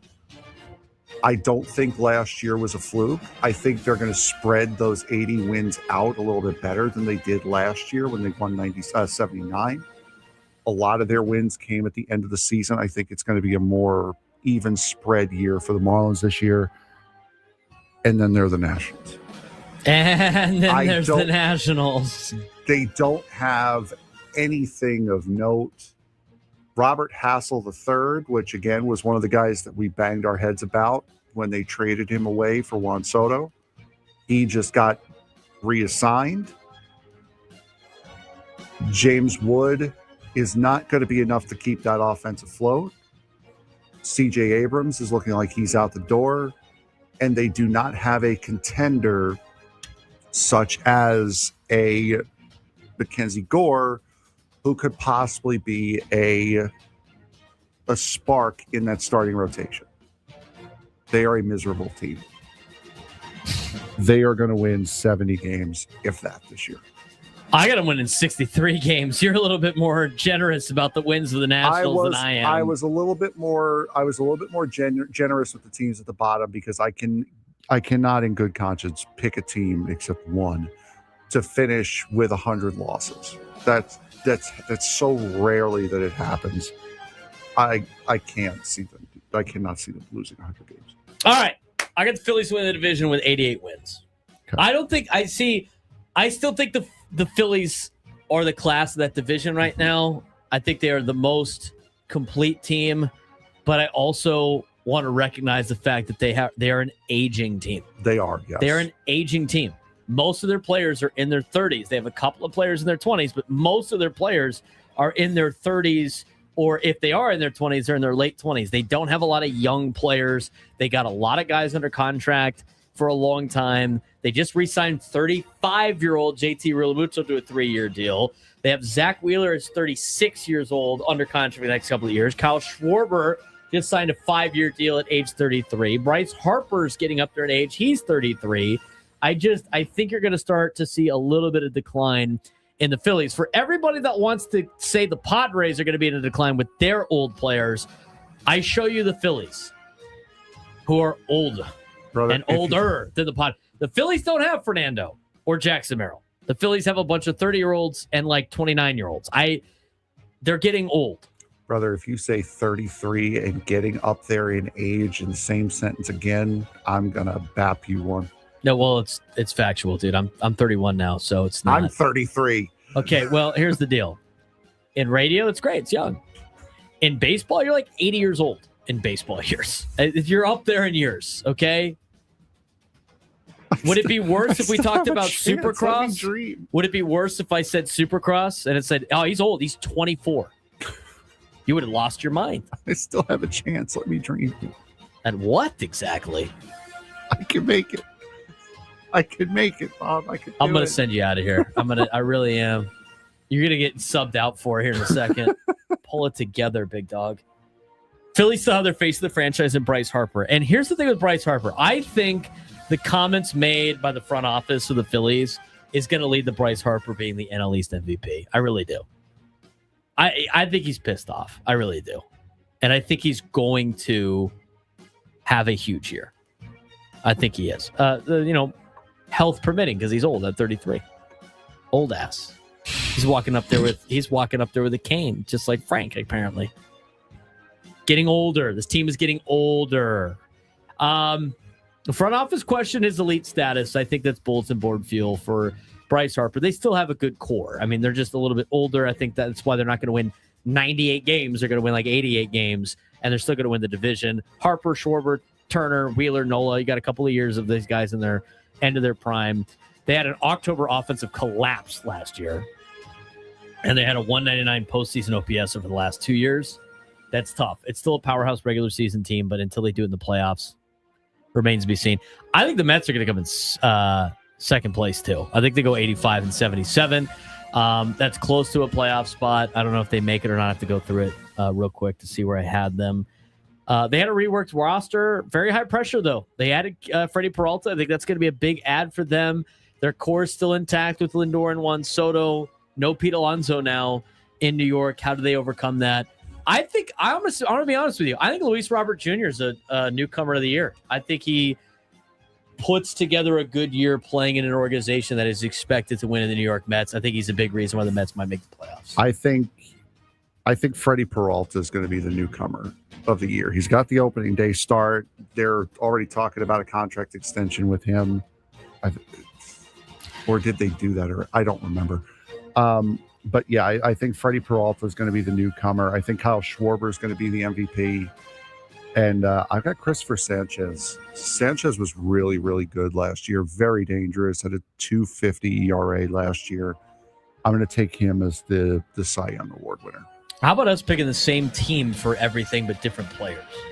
Yeah. I picked Luis Robert Jr. to be the newcomer. Well, not the Cy Young.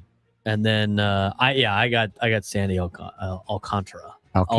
Which one is his? He's Alcantara. He's Alcantara. Yes. The other guy was the shortstop that barely plays. Alcantara. This one is Alcantara. Sandy, I think he'll be the best pitcher, but I don't think he'll be on the Marlins at the end of the season. I don't. And speaking about the Braves, we haven't. Are we overlooking Atlanta? I know they have to prove they can stay healthy. I know Acuna is the centerpiece, and I know he's the return. He could have the return of the MVP Acuna, and with him and Riley and Harris, they could be the elite offense that they want. But they got Spencer Strider still battling with injuries.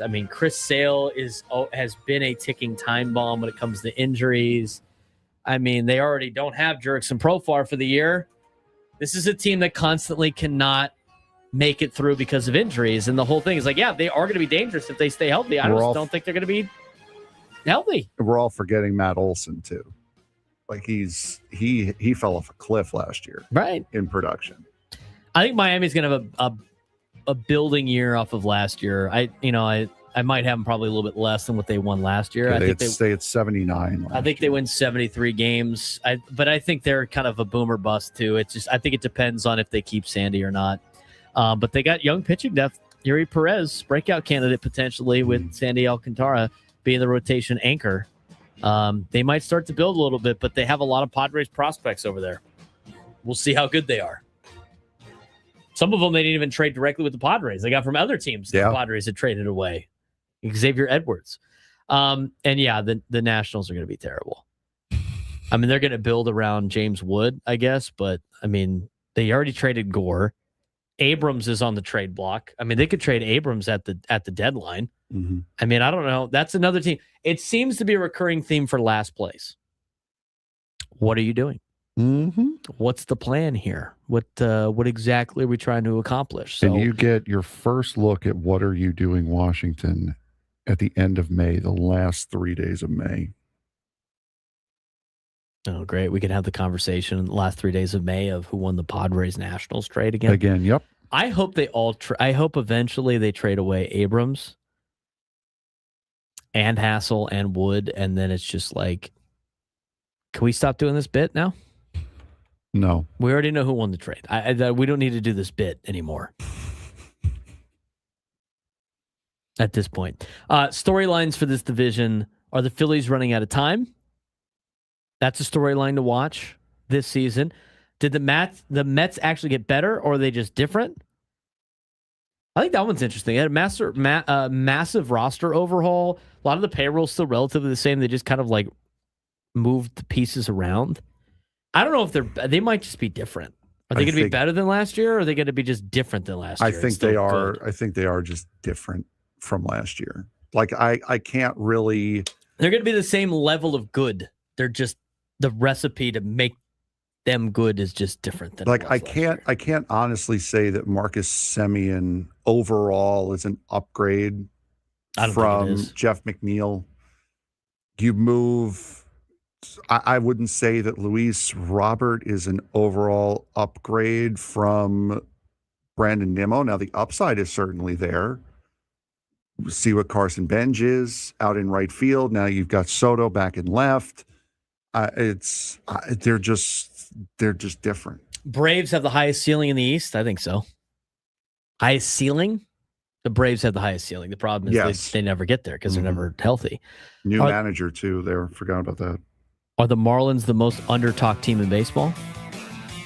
It wouldn't surprise me if the answer to that was yes, honestly. And the Nationals are starting over again. You know what, though? You can't make fun of them. They've won the World Series in 2019. So take that, Mariners, who've never been there. Nationals won it. They continue to start over. When we come back, 1 o'clock hour, dive into the National League Central. We'll talk about the National League West later on, get into the Padres schedule.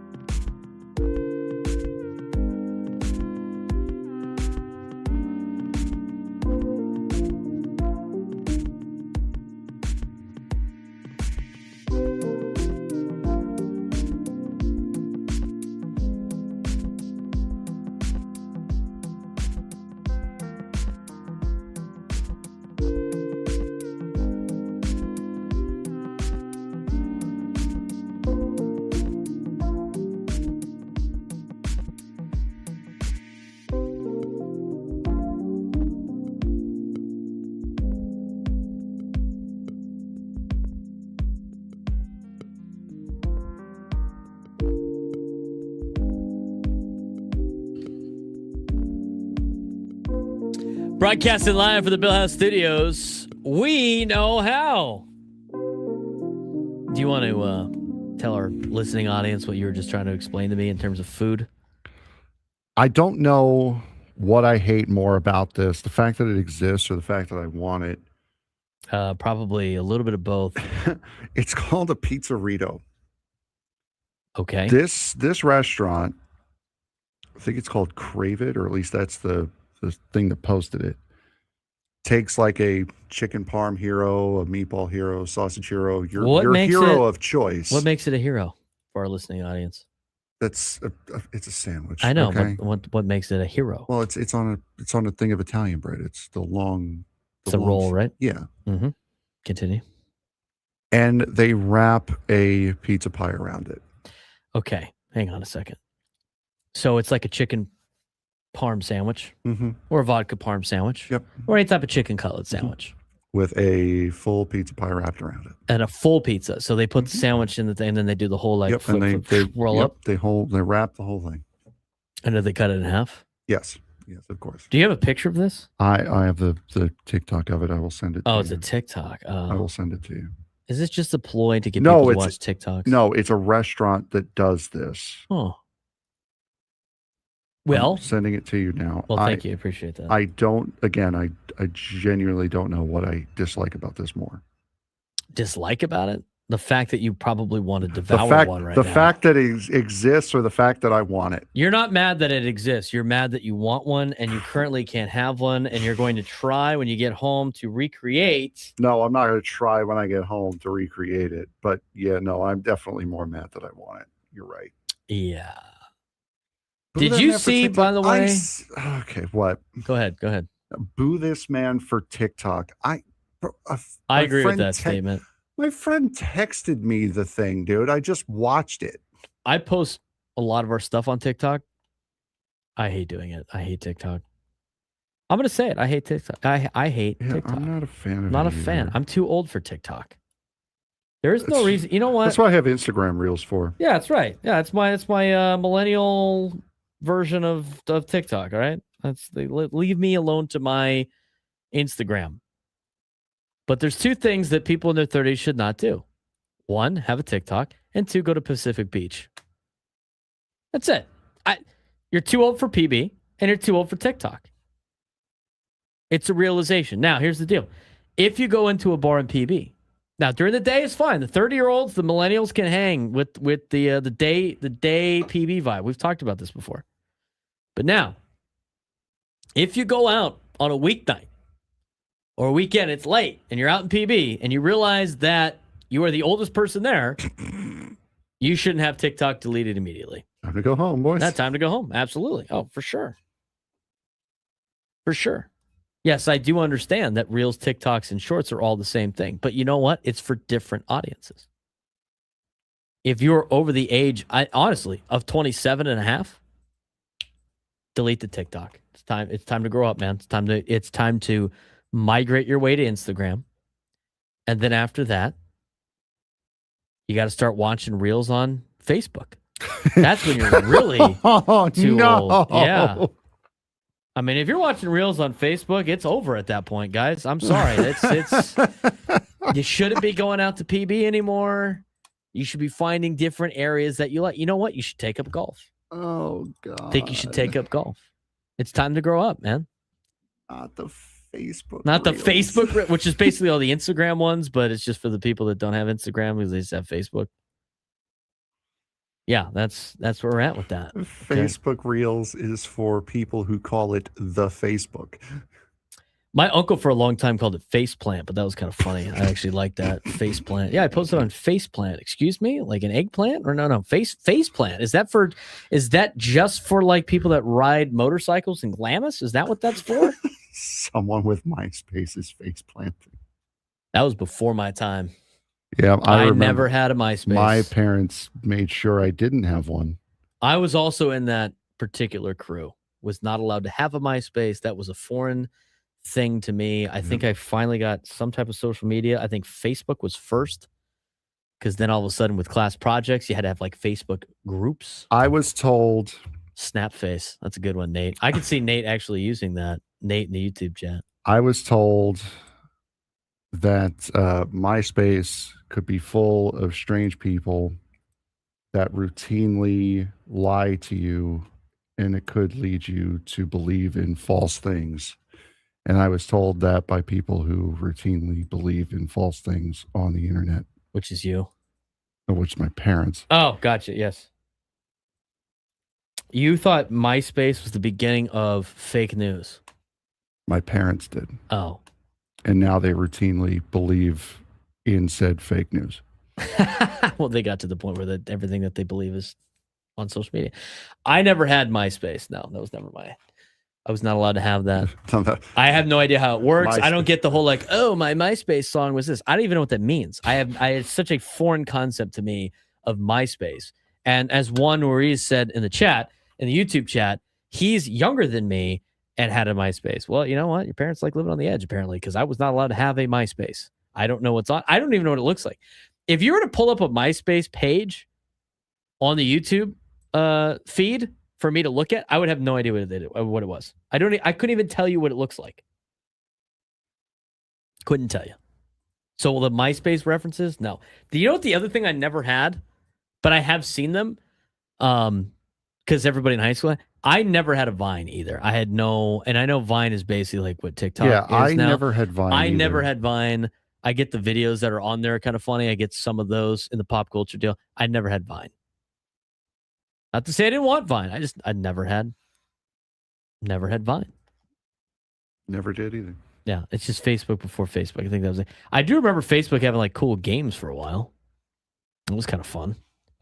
You know what they had? Like Facebook had a game that was like, it was sponsored by ESPN. It was like ESPN Bar, and like you made your own sports bar. And it was one of those where it's like, oh, you got to like do, like those little like tasks games that you can have. Yeah. That game was fun, sports bar. Oh, come on, man. That's a foul. Foul in the chat. Happened. Come he on. draws the foul. Tom T619 in the YouTube chat said, come on, bro. I didn't see what he said. What was your AIM messenger name? Oh, God. I don't even know what that is. Is that the... You don't know what AIM is? I know what AIM is. Isn't that is that AOL? Yes. Yeah, the AOL messenger. Yeah, where they go, AOL you've is the got mail. messenger. No, it wasn't that. That's fun. That was the only time. That was the only reason I have an AOL email, is just so when you like logged on the computer, you've got mail. Thanks. Yeah, thanks. Hey, I do remember a time where like when I was a kid, you couldn't be on the internet. Otherwise, like you wouldn't be able to get phone calls. Yes. And so like your parents would be like, I'm expecting a phone call. This is before like everybody had like a cell phone, actually had a cell phone. So don't be on the computer. They'll be playing your games on nick.com or whatever the all the Cartoon Network's video games that they have for their shows. Addicting Games, Candy Stand. Oh, Addicting Games, yeah. What was that other one? Line Rider? You like draw like a line and a little. Oh, I don't know that one. Candy Anyway, Stand was a good one. I just remember like, or if you tried to call your friend, like there was a couple times I tried to call like a friend to see if they wanted to like go do kid things later, and you would get like the dial-up sound. It's like, oh man, they're on the computer. There's no way to like, you can't text the guy. Like, get off the computer. I'm like, you know what? Now I got to go walk over to his house and knock on the door. It's just so inconvenient. Remember when our phones were attached to the wall and we had like a 12-foot radius that we could go around? Remember that? Hey, you know what? Days? If you go back and you watch like 16 Candles and like the movies from the 80s, they were on it. They had the long ass cords you could walk around the house with. I would not be able to have a phone call like that because I literally pace around the house on every phone call I ever have. I am walking. I will not be sitting down talking on the phone. I am doing laps. If it's a long phone call, my watch basically asks like, "Oh, are you on a workout?" Yeah, like, no, I'm just doing I'm just doing laps in my backyard, walking in circles. Yeah, the stupid nonsensical things you do on a phone call, like you lay on your bed upside down. Like what? Excuse me? Like what are you? No, I'm just. Is that what you do? No. You lay on your stomach and your feet are in the air and you're just kicking back and forth, talking on the phone. Just like that. Pretending you're talking to Mr. Met instead. Don't answer that call when you're downloading something on the computer. Oh man, yeah. When I'm on the phone, I'm walking everywhere, all over the place. I would not be able to be on the phone this day. I'm like, you think AJ Preller's doing that, like walking around ball. That's great. What a great place to walk when he's on the phone. Just randomly doing laps of the kitchen. I do that all the time. Something you would never do when you're not on the phone. I go outside sometimes on the phone. Like if I'm in the house with like my family and they're sitting there just trying to enjoy their evening, they don't want me just walking around the house. So I go outside. That's at night too. I'll do it at night. Be like, get a late phone call, like 11 or something like that. I'm going to go outside. I bet you the neighbors are probably like, what is this guy doing back here? What kind of deals is he making? I got to walk and talk, dude. I can't sit and talk on the phone. I can't physically do it. I can't do it at all. I can do the Bluetooth in the car. Mm-hmm. Sometimes I like that more than just like listening to music. I just chit chat, get me through the drive. But I cannot physically sit down and talk on the phone. I can't do it. I will go insane. I will just get fidgety. I have to walk. I can't. I've tried, Frank. I've tried to break the habit, and eventually I just get up and start walking around. For me, it depends. It depends on like how long the phone call is. It's like a 10-minute phone call. I could sit there and do that.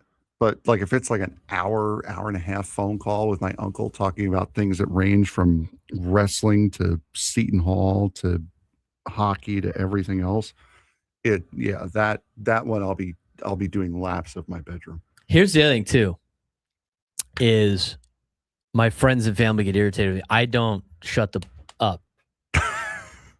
And my excuse is, well, I talk on the radio for 4 hours. So and here's the part where I've found myself doing this sometimes when I'm talking about stuff, like either with my buddies at a bar or watching the game. I get into like radio mode where all of a sudden I'm like trying to prove points and stuff like that. Yeah. Podcast guy, shut up. Slow it down. This is not like a monologue. You're not trying to fill time in a segment. Like just tone it down a little bit. It's the same thing on the phone. Like I'll just be chit-chatting and then either my parents or my friend or even any of my friends, like my buddies, like you don't want to be on the phone with your buddy for longer than like 3 minutes. That's not how guys have conversations. I just start talking and they're just like, can I continue with my day, please? Why would I want to talk to you? I don't want to listen to your show again. I already heard your show. Well, no, apparently they didn't. Because sometimes they don't. Sometimes they don't, for sure. But I will say this. There's some times where like, and here's the other part of like when your job is talking on the radio, right? Is you get the question, oh, how was your day? And I start explaining some of the stuff. They go, I've already heard you say this. I was listening to the show. Well, then you know how my day went. Well, then why'd you ask? I was being polite. I feel bad for my friend because we're on the PC, we're on the computer generation. We don't know how to have conversations anymore. Sometimes I forget or like it's not like we know everybody that tunes into the show via the radio. Mm-hmm. And so there's a lot of times where I've had conversations with you where it's off air that we're not on the radio, but sometimes it's on and I don't remember if it was on the air or not. And so there'd be something that's like about whoa, what happened to your day? Well, this happened. And I'm going through everything about the current event that we were talking about. And I usually get I've heard this like 3 times because she goes, 1, you already told me. 2, I heard your show. And 3, you're doing it again. Because sometimes it's a topic that we had already discussed beforehand. And then we do it on the show. And then I read like, well, how was your day? It's like, oh, yeah, I've heard this. I've heard you say this already. But you know what she does? It's great. She just nods her head, smiles, lets me finish. And then she goes, yeah, I've heard that before. Thanks. You know what, though? You know what? At least you can tell your friends you know ball. Because here's the other thing, okay? She works at a place where a lot of people think they know ball. Jumps in, bang, girl knows ball. You're welcome. Okay, I don't know what the complaint is. She tried to go through the divisions today. Which we have 2 left to get to. We have 2 left to get segments to. left. And so I was explaining to her how we went through the process of picking the teams. And I was like, so we start with the ALEs. And she was like, oh, the Yankees and the Red Sox and the Mets. No, not the Mets. No, we're close. She got hung up on the Orioles. Which, hey, you know what happens? They're a forgettable team. She was on it with the Rays, and then she was on it with the Blue Jays, and then the Orioles kind of hung her up a little bit. And then when we got to the Central, she couldn't get the Twins. And then I was like, oh, the Twins. And she was like, people in Minnesota. She was like, she's like, I always forget the Twins. I'm like, so does everybody else. And you know what? It's the most forgettable division. You know what everyone else forgets? What? The White Sox, the Royals. Yeah, that entire division. The Tigers. She was on the Central, dude. She was on the Central. The Twins, threw her off. But she had the correct teams in the correct areas of the country. Now, she did have a problem with Major League Baseball. Because we brought up the American League Central. She said the Rangers and the Astros. And I'm like, well, they're in the West. And then she was like, that's stupid. No, Why they're are they not. in the West? She's like, they're in the Central time zone. I'm like, yeah, but they're in the West. She's like, that's dumb. I'm like, it's not. What was the hint you gave her to get the Orioles? I said there's you're missing 2 birds and a marine animal, because that's what she was missing, was the 2 birds and a marine animal. You didn't give her the Hey, Birdland. You didn't give her that? She would have no idea what I'm talking about. Oh, she doesn't listen to the show now? She does listen to the show, but I don't know if she knows the drops. She prefers your Letterkenny drops to anything else, to be fair. To be fair. There it is.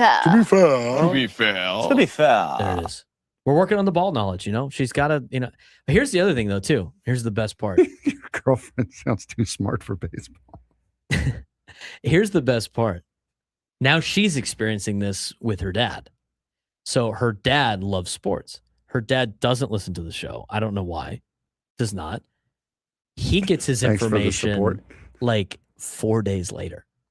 So not only does she have to, one, listen to our show for Padres news, whatever it may be, listen to me talk about it, but then she gets reminded of it by her dad literally the next week. Listen to you talk about it? Yes. Listen. I'm waiting for the tacos. Where the damn tacos at? Are you trying to find reasons to play every drop? No. Are you raising your voice at me? It sounded like you said... Are you raising your voice at me? It sounded like you said taco. So he subscribes to a hard copy of the paper. Yeah. He basically gets his news from Ben Higgins on, not in the morning show, but on ABC 10. So it was breaking news this week, Frank, for USD hiring J.R. Blount. That was breaking news this week. Did not hear it on the show. And yeah, he's like, oh, yeah, I heard they're hiring a new he goes, hey, they got a new basketball coach at USD. It's like 2 weeks after the fact. She was like, oh, yeah, I didn't know. Who'd they hire? God bless her. Mocking your friend's dad, probably not the smartest of moves, Well, he is Santa Claus. Did you know that? Oh, no. Did that throw you off with that? He's Santa Claus. He's actually Santa Claus. I'm not kidding. He's one of the mall Santas? He is Santa Claus. I'm just going to continue to say that. But yeah, he has the beard. He's a natural beard, and he actually makes pretty good money doing that. He's a perfect Santa too. The guy's 6'4". He's got the full beard, jolly. It's great. No. I'm gonna tell you right now. This guy has been waiting for his daughter to date somebody that likes sports, because he is. I get to listen to his podcast when we go. He sounds like he's right on it. Oh, it's great. He's just a little bit late. This is a little bit delayed.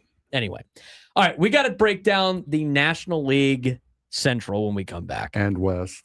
The West is in the final segment. So we also have tickets to give away. We have tickets to give away for Bob Dylan. We will tell you how to do that when we come back on the Braden Surprenant Show. San Diego's #1 sports station, 97.3 The Fan.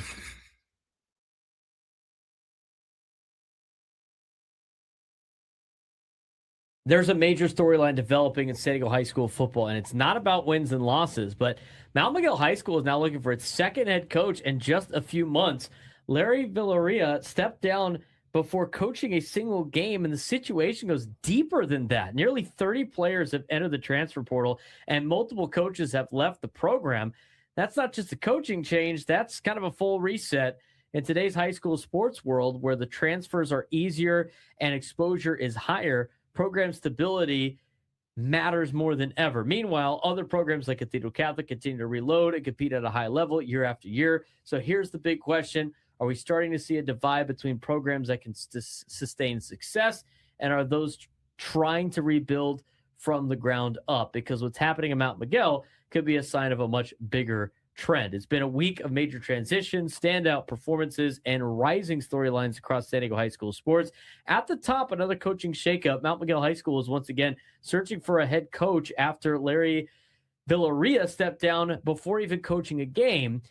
This is very interesting to me when it comes to this particular decision because, Frank, the reports are that, so Verlaine Batofi leaves and decides he's not going to coach anymore. Mount Miguel hires this particular gentleman to be their new head coach. And then the reports were members of Verlaine's staff were upset about it and forced him to step down. This is a crazy story in high school sports. Meanwhile, here's the other thing I got to ask. How does a public school get 30 transfers out? Seriously. I thought public schools just pulled from their local neighborhoods. How does a public school out in East County get 30 football players to transfer out of the program when their head coach leaves? Is that not a massive red flag for Mount Miguel? I mean, they had Mount Miguel. They got a coach. Assume a ton of players show up. Coach leaves, and now 30 players are in the high school transfer portal. Does that raise any red flags to you? No, all normal here, all quiet on the Western Front. No, it's just a neighborhood school with a bunch of neighborhood kids. Right, exactly. Yeah, and Villarreal was the JV coach that got promoted to varsity. So the coaches, again, if what you're saying is accurate, the coaches that are telling him that forced him to step down, those are people that he's known for a while, whether it be in consulting with the varsity program as well. So that's very, very interesting, this whole story, that now you had a new coach, you promoted your JV coach, and now you've lost him and half of your team. That's very, very interesting what's going on at Mount Miguel right now. It doesn't make a lot of sense. Doesn't pass the smell test. No, something about this is fishy. And I saw this on social media that made it even more fishy about the conversation with that. I mean, the players are going to leave anyway because it's a brand new coach, right? I mean, that's just kind of, in this day and age of high school football, you're going to get this type of movement, especially for the high-profile coach that Mount Miguel had before they decided to make this move. But the interesting thing was the tweet that I saw about the whole situation of like the staff convincing the new coach, like, hey, you should probably step down before we even start the season. That doesn't make any sense to me. No. Something about that's a little fishy, Frank. Yeah, that's just really odd that you have the coaching staff conspire against the new head coach who, it's not like it's some random dude, and just it's just so odd. It's such a weird story, and I don't like the smell of this one bit. Here's the tweet that I was mentioning from one of the coaches that is on that staff. He put this out. To be transparent, this had nothing to do with Coach Larry. I asked him to step down, and I gave him all the reasons to do so. He respected my request for the greater good of the program, and here we are. It wasn't Coach Larry's fault. He stepped into a situation that the remaining staff and parents said they'll support, but things just didn't work out. Life happens. Coach Larry is not on Twitter, and so I'm clearing the air for him. That doesn't make any sense at all. That doesn't make any sense at all. And then when asked about it from another coach, his response was, I'm not sure why you have more questions. I explained everything in the tweet, and no hard feelings. I know what you mean. Just for your curiosity, I'm nobody. I looked at the situation as a whole and seen what was going on, and it wasn't fair. Coming closer to the end of the show, I do want to mention We're going to try to play the Midday Sports Standoff tomorrow. If you are able to take me down to sports trivia, you would be qualified for a chance to win our grand prize, a 2-night stay at Fontainebleau, Las Vegas, and a $150 resort credit. March is here, and Fontainebleau, Las Vegas is the place to catch every game, high-energy watch parties, and expansive screens, great food and drinks, exclusive room rates, plus the pools and day club are open. Book your stay today at FontainebleauLasVegas.com now. That'd be fun. Maybe we could do that with a live guest tomorrow. Actually, that would be a good idea. It'd be better. They wouldn't be able to Google the lineups. Go Aztecs in the YouTube chat saying, I agree with one. If we had I'd have drops just with Mick Cronin. We played that highlight with the one shining moment in the background of like all of the best things he said. Those could all be turned into drops. I'd like to actually have 5 million. That's my answer for you. Absolutely. Wouldn't we all? Wouldn't we all, Mick? Wouldn't we all? No kidding. Man. All right, let's get to the National League Central. When we go to break, we are going to be giving away tickets to Bob Dylan. We have to do that. Got any fun questions for that, or just we want to give it to like the fifth caller or something? You're telling me you don't have Bob Dylan trivia questions like ready to go at a moment's notice? No, I don't. Can't say you do. No, I cannot say that I do. You're just not a big Bob Dylan fan, I guess. No, I'm not. I'm really not. There's got to be something on there that we can figure out. Anyway, stay close attention to that. We have to get to the National League Central Division. Let's fire up the music again.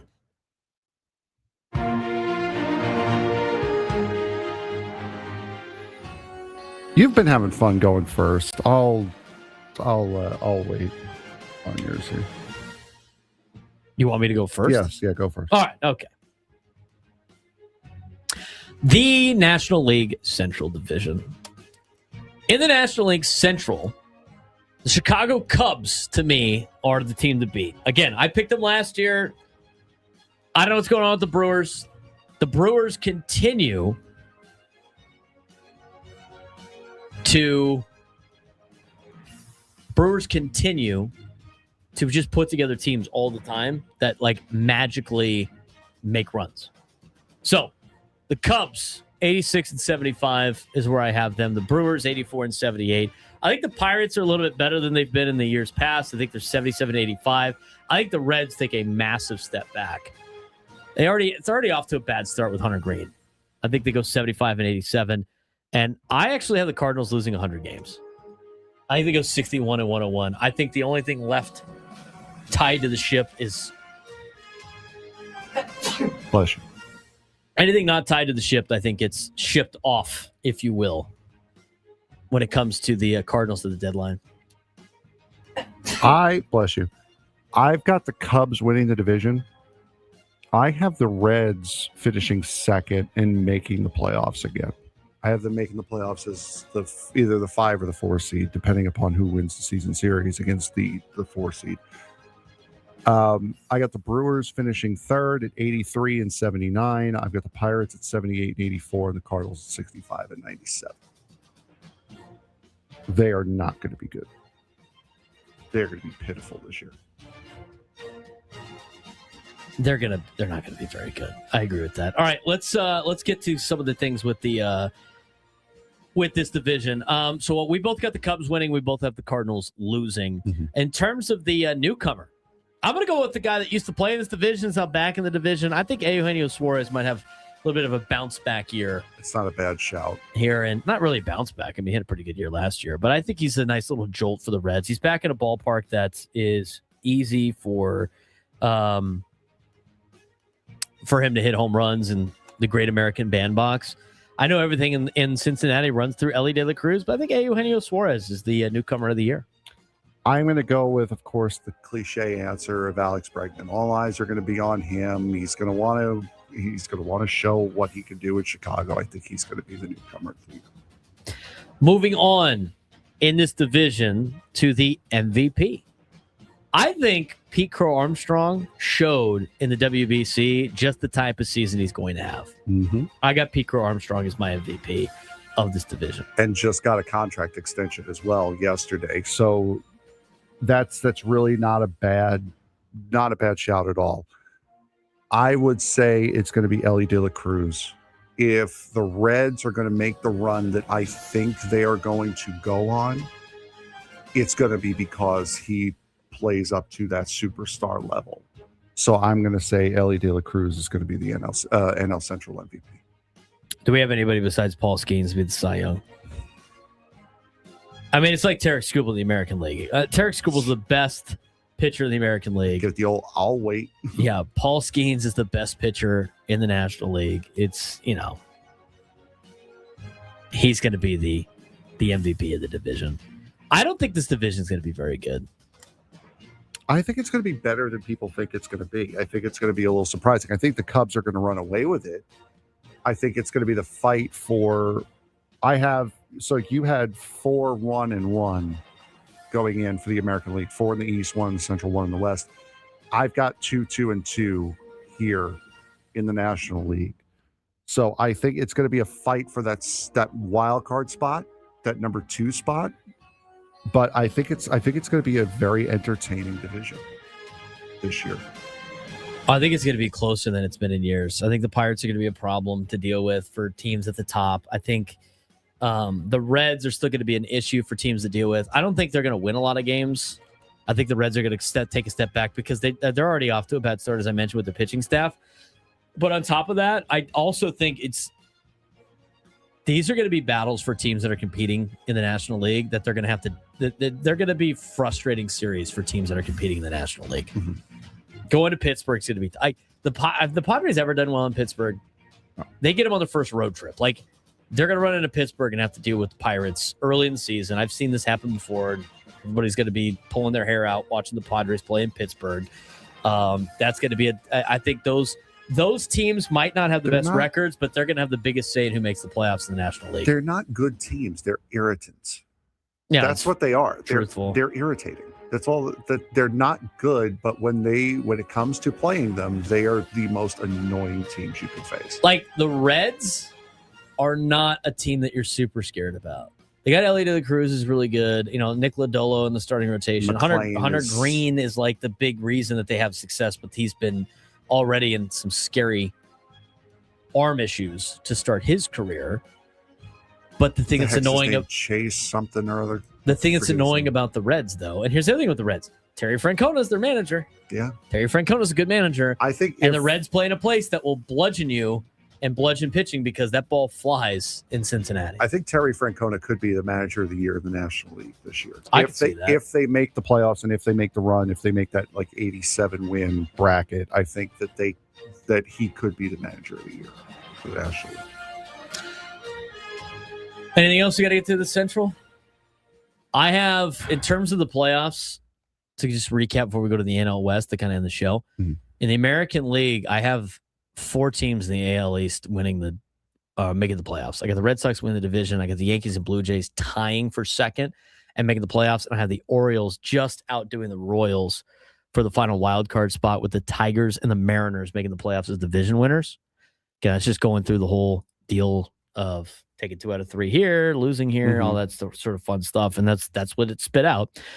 In the National League, I got the Phillies and Mets making the playoffs. Phillies winning the division. You're welcome. I didn't do that just because of you.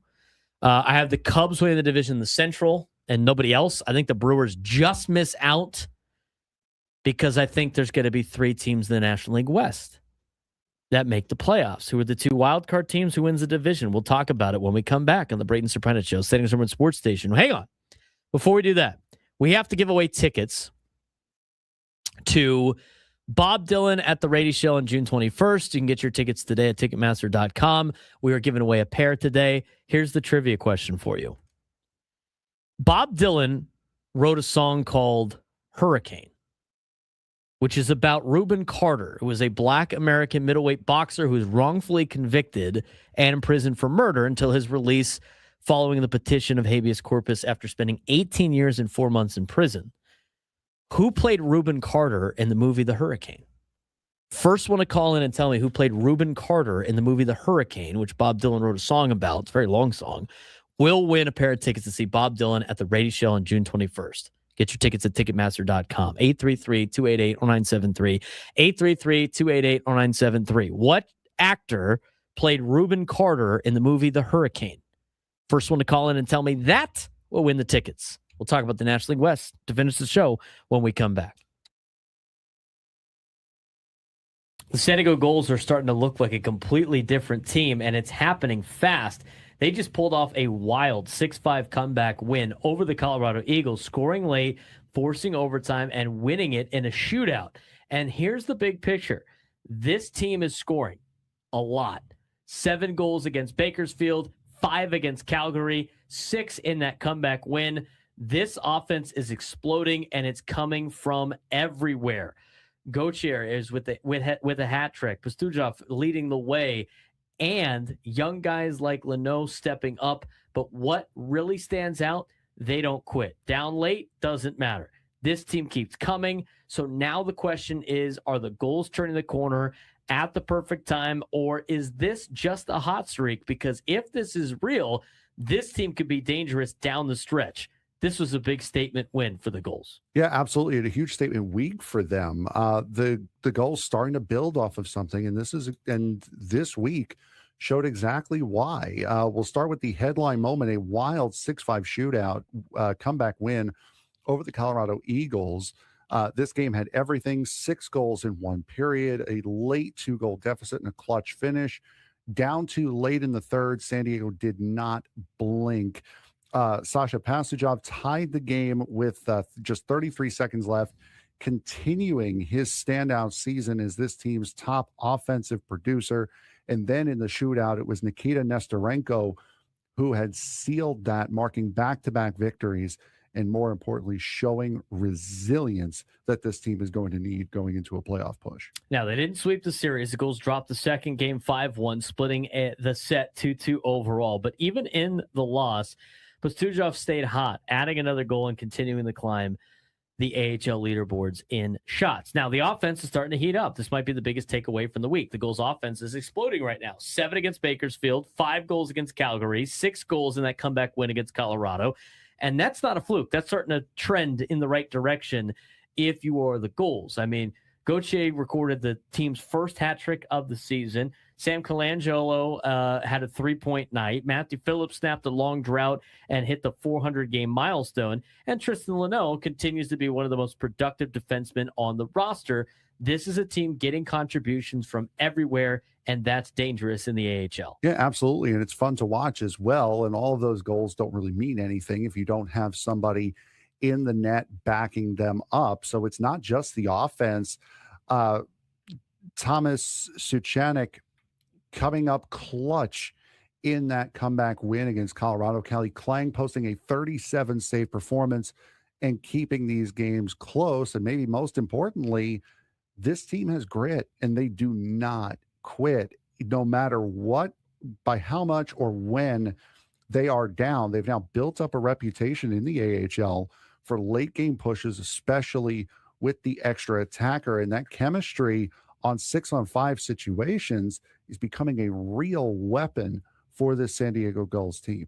Yeah, the shift early in the season, the Gulls are very inconsistent, and now they're becoming resilient, offensive-minded, opportunistic. They're also elite in a lot of key areas, like you mentioned, the penalty kill. Over 85% among the AHL's best. Shorthanded goals near the top of the league. That's a sign of a team that's not just talented, but buying into a system. It's not just buying into a system either. It's getting that comfort of playing with each other for a long period of time. As we keep saying, the Ducks are good. So they're not just getting young guys that they've just recently drafted to learn on the job. They're keeping guys down at the AHL level here in San Diego, and that's building continuity. That's allowing these guys to form some sort of identity as they play together. And now the focus turns to consistency. Can they avoid slow starts, which has been a big problem for them throughout the entire season? Can they tighten up defensively after big offensive nights, turn these flashes into a sustained run? Also, keep an eye on the new addition of Herman Traff joining from Sweden. That's another young piece entering a system that's clearly starting to click. So the big question is, and we continue to ask this question, are the San Diego Gulls turning the corner at the right time, or is this just a hot stretch? I just feel like this is different. Good teams don't just win. They find multiple ways to win, and the goals just showed a comeback win, a dominant offensive performance, a gritty defensive effort, and a loss. That's growth, and the only question now is sustainability. If they keep this up, this isn't just a development anymore. This is a team that could start making real noise and make some noise in the Calder Cup playoffs.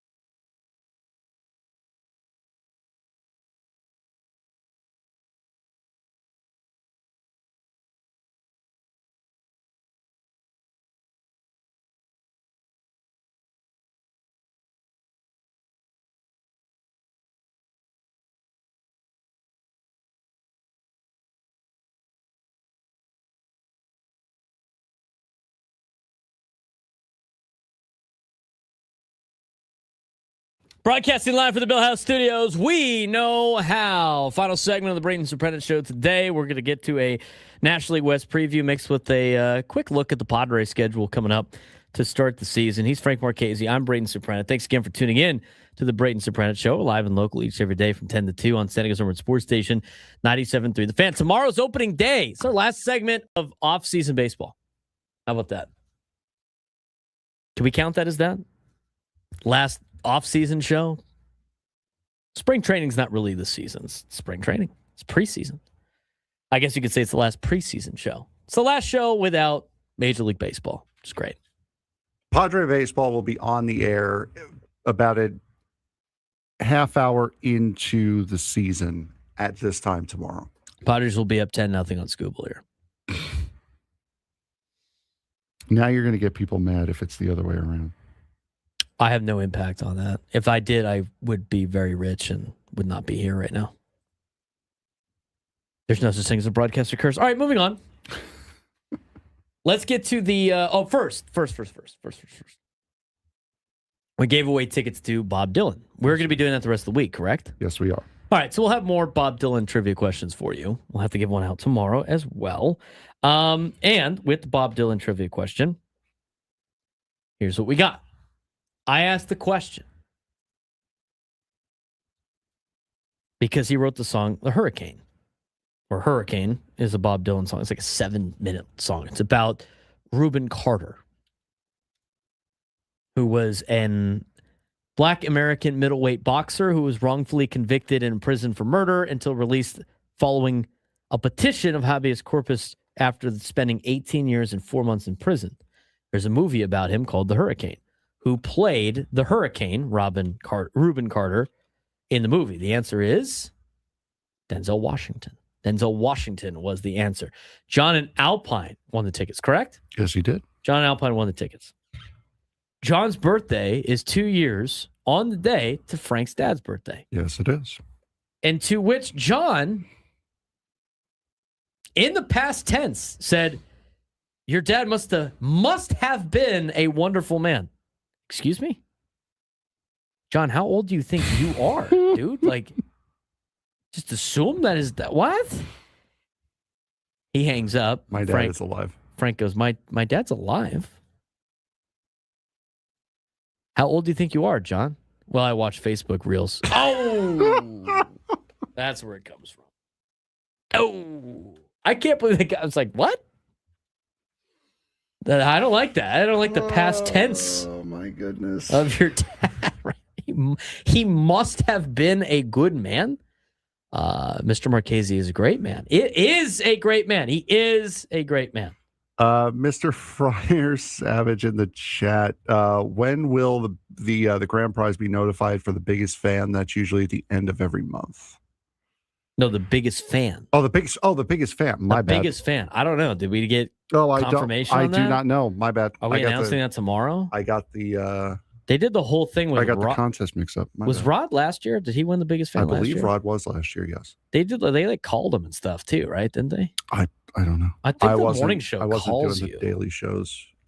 Oh, I'm just remembering from like social media. I'm pretty sure like Rod because he posted the video of him getting the phone call from Ben and Woods live on the air. Maybe that's the case. I don't know.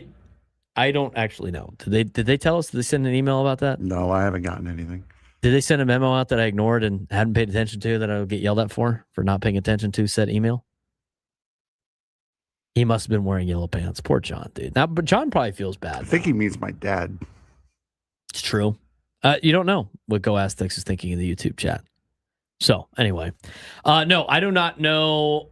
We have not been informed who the biggest fan is. No, we have not been informed the biggest fan. We do not know. We kind of more or less, because I saw this also pop up in the chat, we have not heard an official opening day roster. No, you're not going to get that until tomorrow. Yeah, we kind of guessed at what it would be in the first hour of yesterday's show, which, by the way, all of the hours for the podcast will be going up after the show today because I'm so far behind.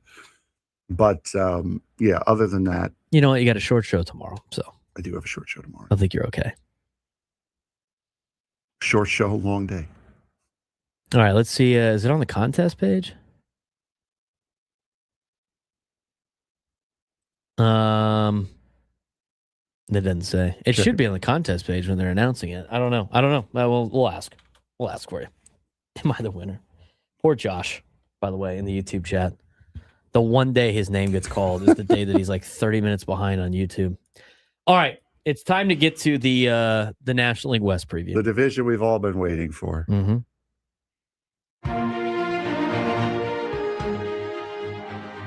I'm pretty sure they are going to call you too if you win. I don't think you have to like be present to listen to that part, but I don't know. I don't want to screw up the context rules either. That's actually really sweet. All you in the chat, don't forget to leave out a star for Jerry Coleman tonight. That's actually really nice. That's a great Padres tradition they got to start up. You know what's funny about that? Somebody just posted. I sent it to... Not me. Not you. I didn't send it to you. Back in 1981 when there was a strike, Baseball's Greatest Moments just put out a video from Historic Videos of Jerry Coleman calling a fake game when fans gathered at Qualcomm to participate in the fake game coverage. Oh God! During the strike. It's a pretty good video. Maybe if we have time, we can play it later. But let's get to the National League West preview. All right. So for me, we're very similar.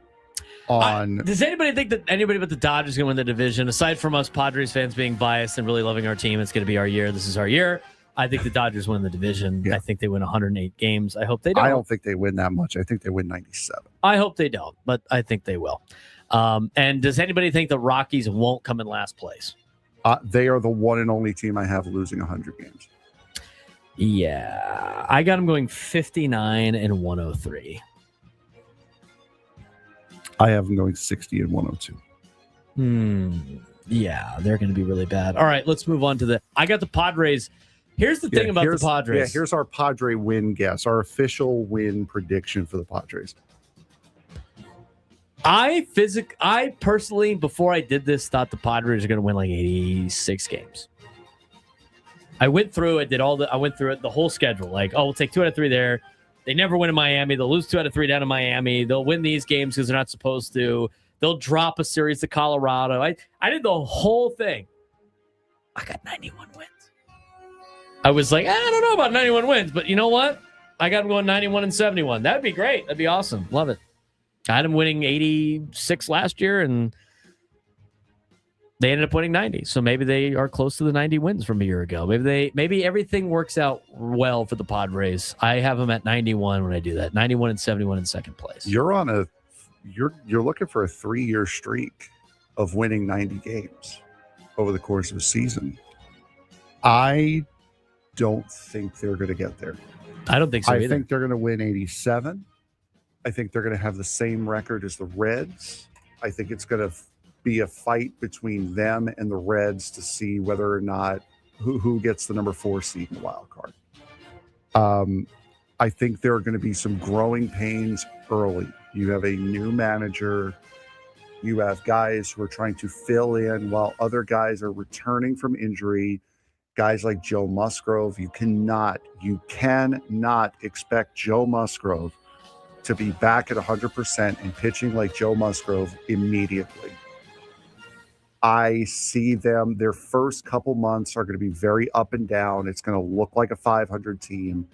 And then late June, early July, all-star break time, I think that's when you're going to see things start to click and the momentum start to come in, and they're going to have a very good second half of the year. I think all of that leads to about an 87-75 record. I got them. Yeah, I have them winning 91. I don't necessarily know if I believe it or not, but I think they're going to be in the 86 to 91 range. I think they might get off to a little bit of a slow start just because of a lot of the things that Frank said, but also the Tigers are tough. I think the Giants are going to be a lot better this season. They go to Boston, who's got a good team. They usually don't do as well in Pittsburgh. I mean, that's kind of the slate to get everything started. Plus, you're giving extended tryouts to Walker Buehler and Germán Marquez and Ty France. I mean, there's a lot of extended tryouts for some of the players in the first month of the year.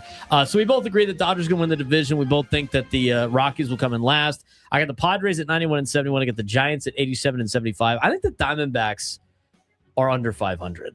I don't see their pitching staff holding up. I got them going 80-82. I see this season. I see the Giants at 82-80. I got the D-backs at 77-85, which is even worse than I got them at.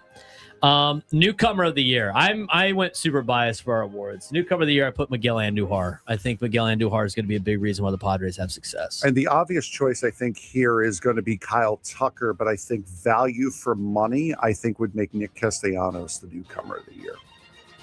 You factored money into the decision? Like he's not making as much, so he's going to get the way more value. Value for value. Yes. Okay. Value for money, I'm saying Nick Castellanos. MVP, I'm going with Fernando. I'm going with Ohtani because boo this man. Boo. Let's be real here. Let's be real. Man. Who is not going to vote? How dare you?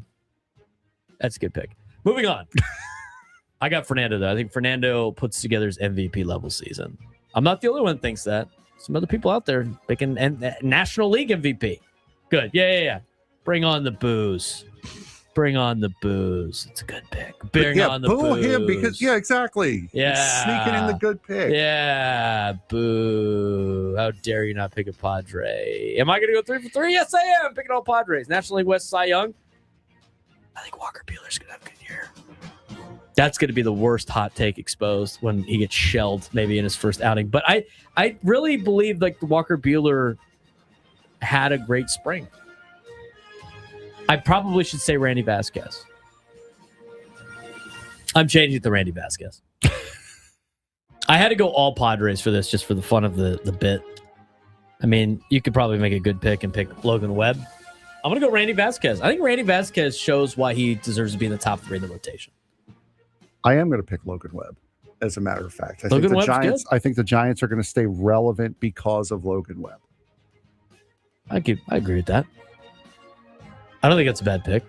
We're going to boo you for picking division rivals, though. Boo. It's like I said. But they're both good picks. Like I said, I want to be right, too.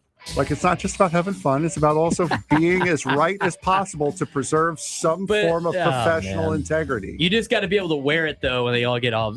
Frank picked this guy. He's not a Padre. I'm a Met fan. I've been wearing it my whole life. Continue to wear it in 2026. We'll see you guys at Baja Rick's tomorrow. 10 in the morning. We'll be there from 10 to noon. Ben and Woods will be there from 6 to 10. Coming up next, Tony Gwynn Jr., Chris Ello, Matt Scravy, Gwynn, and Chris. Talk to you guys on opening day. The regular season has finally arrived. Tune in to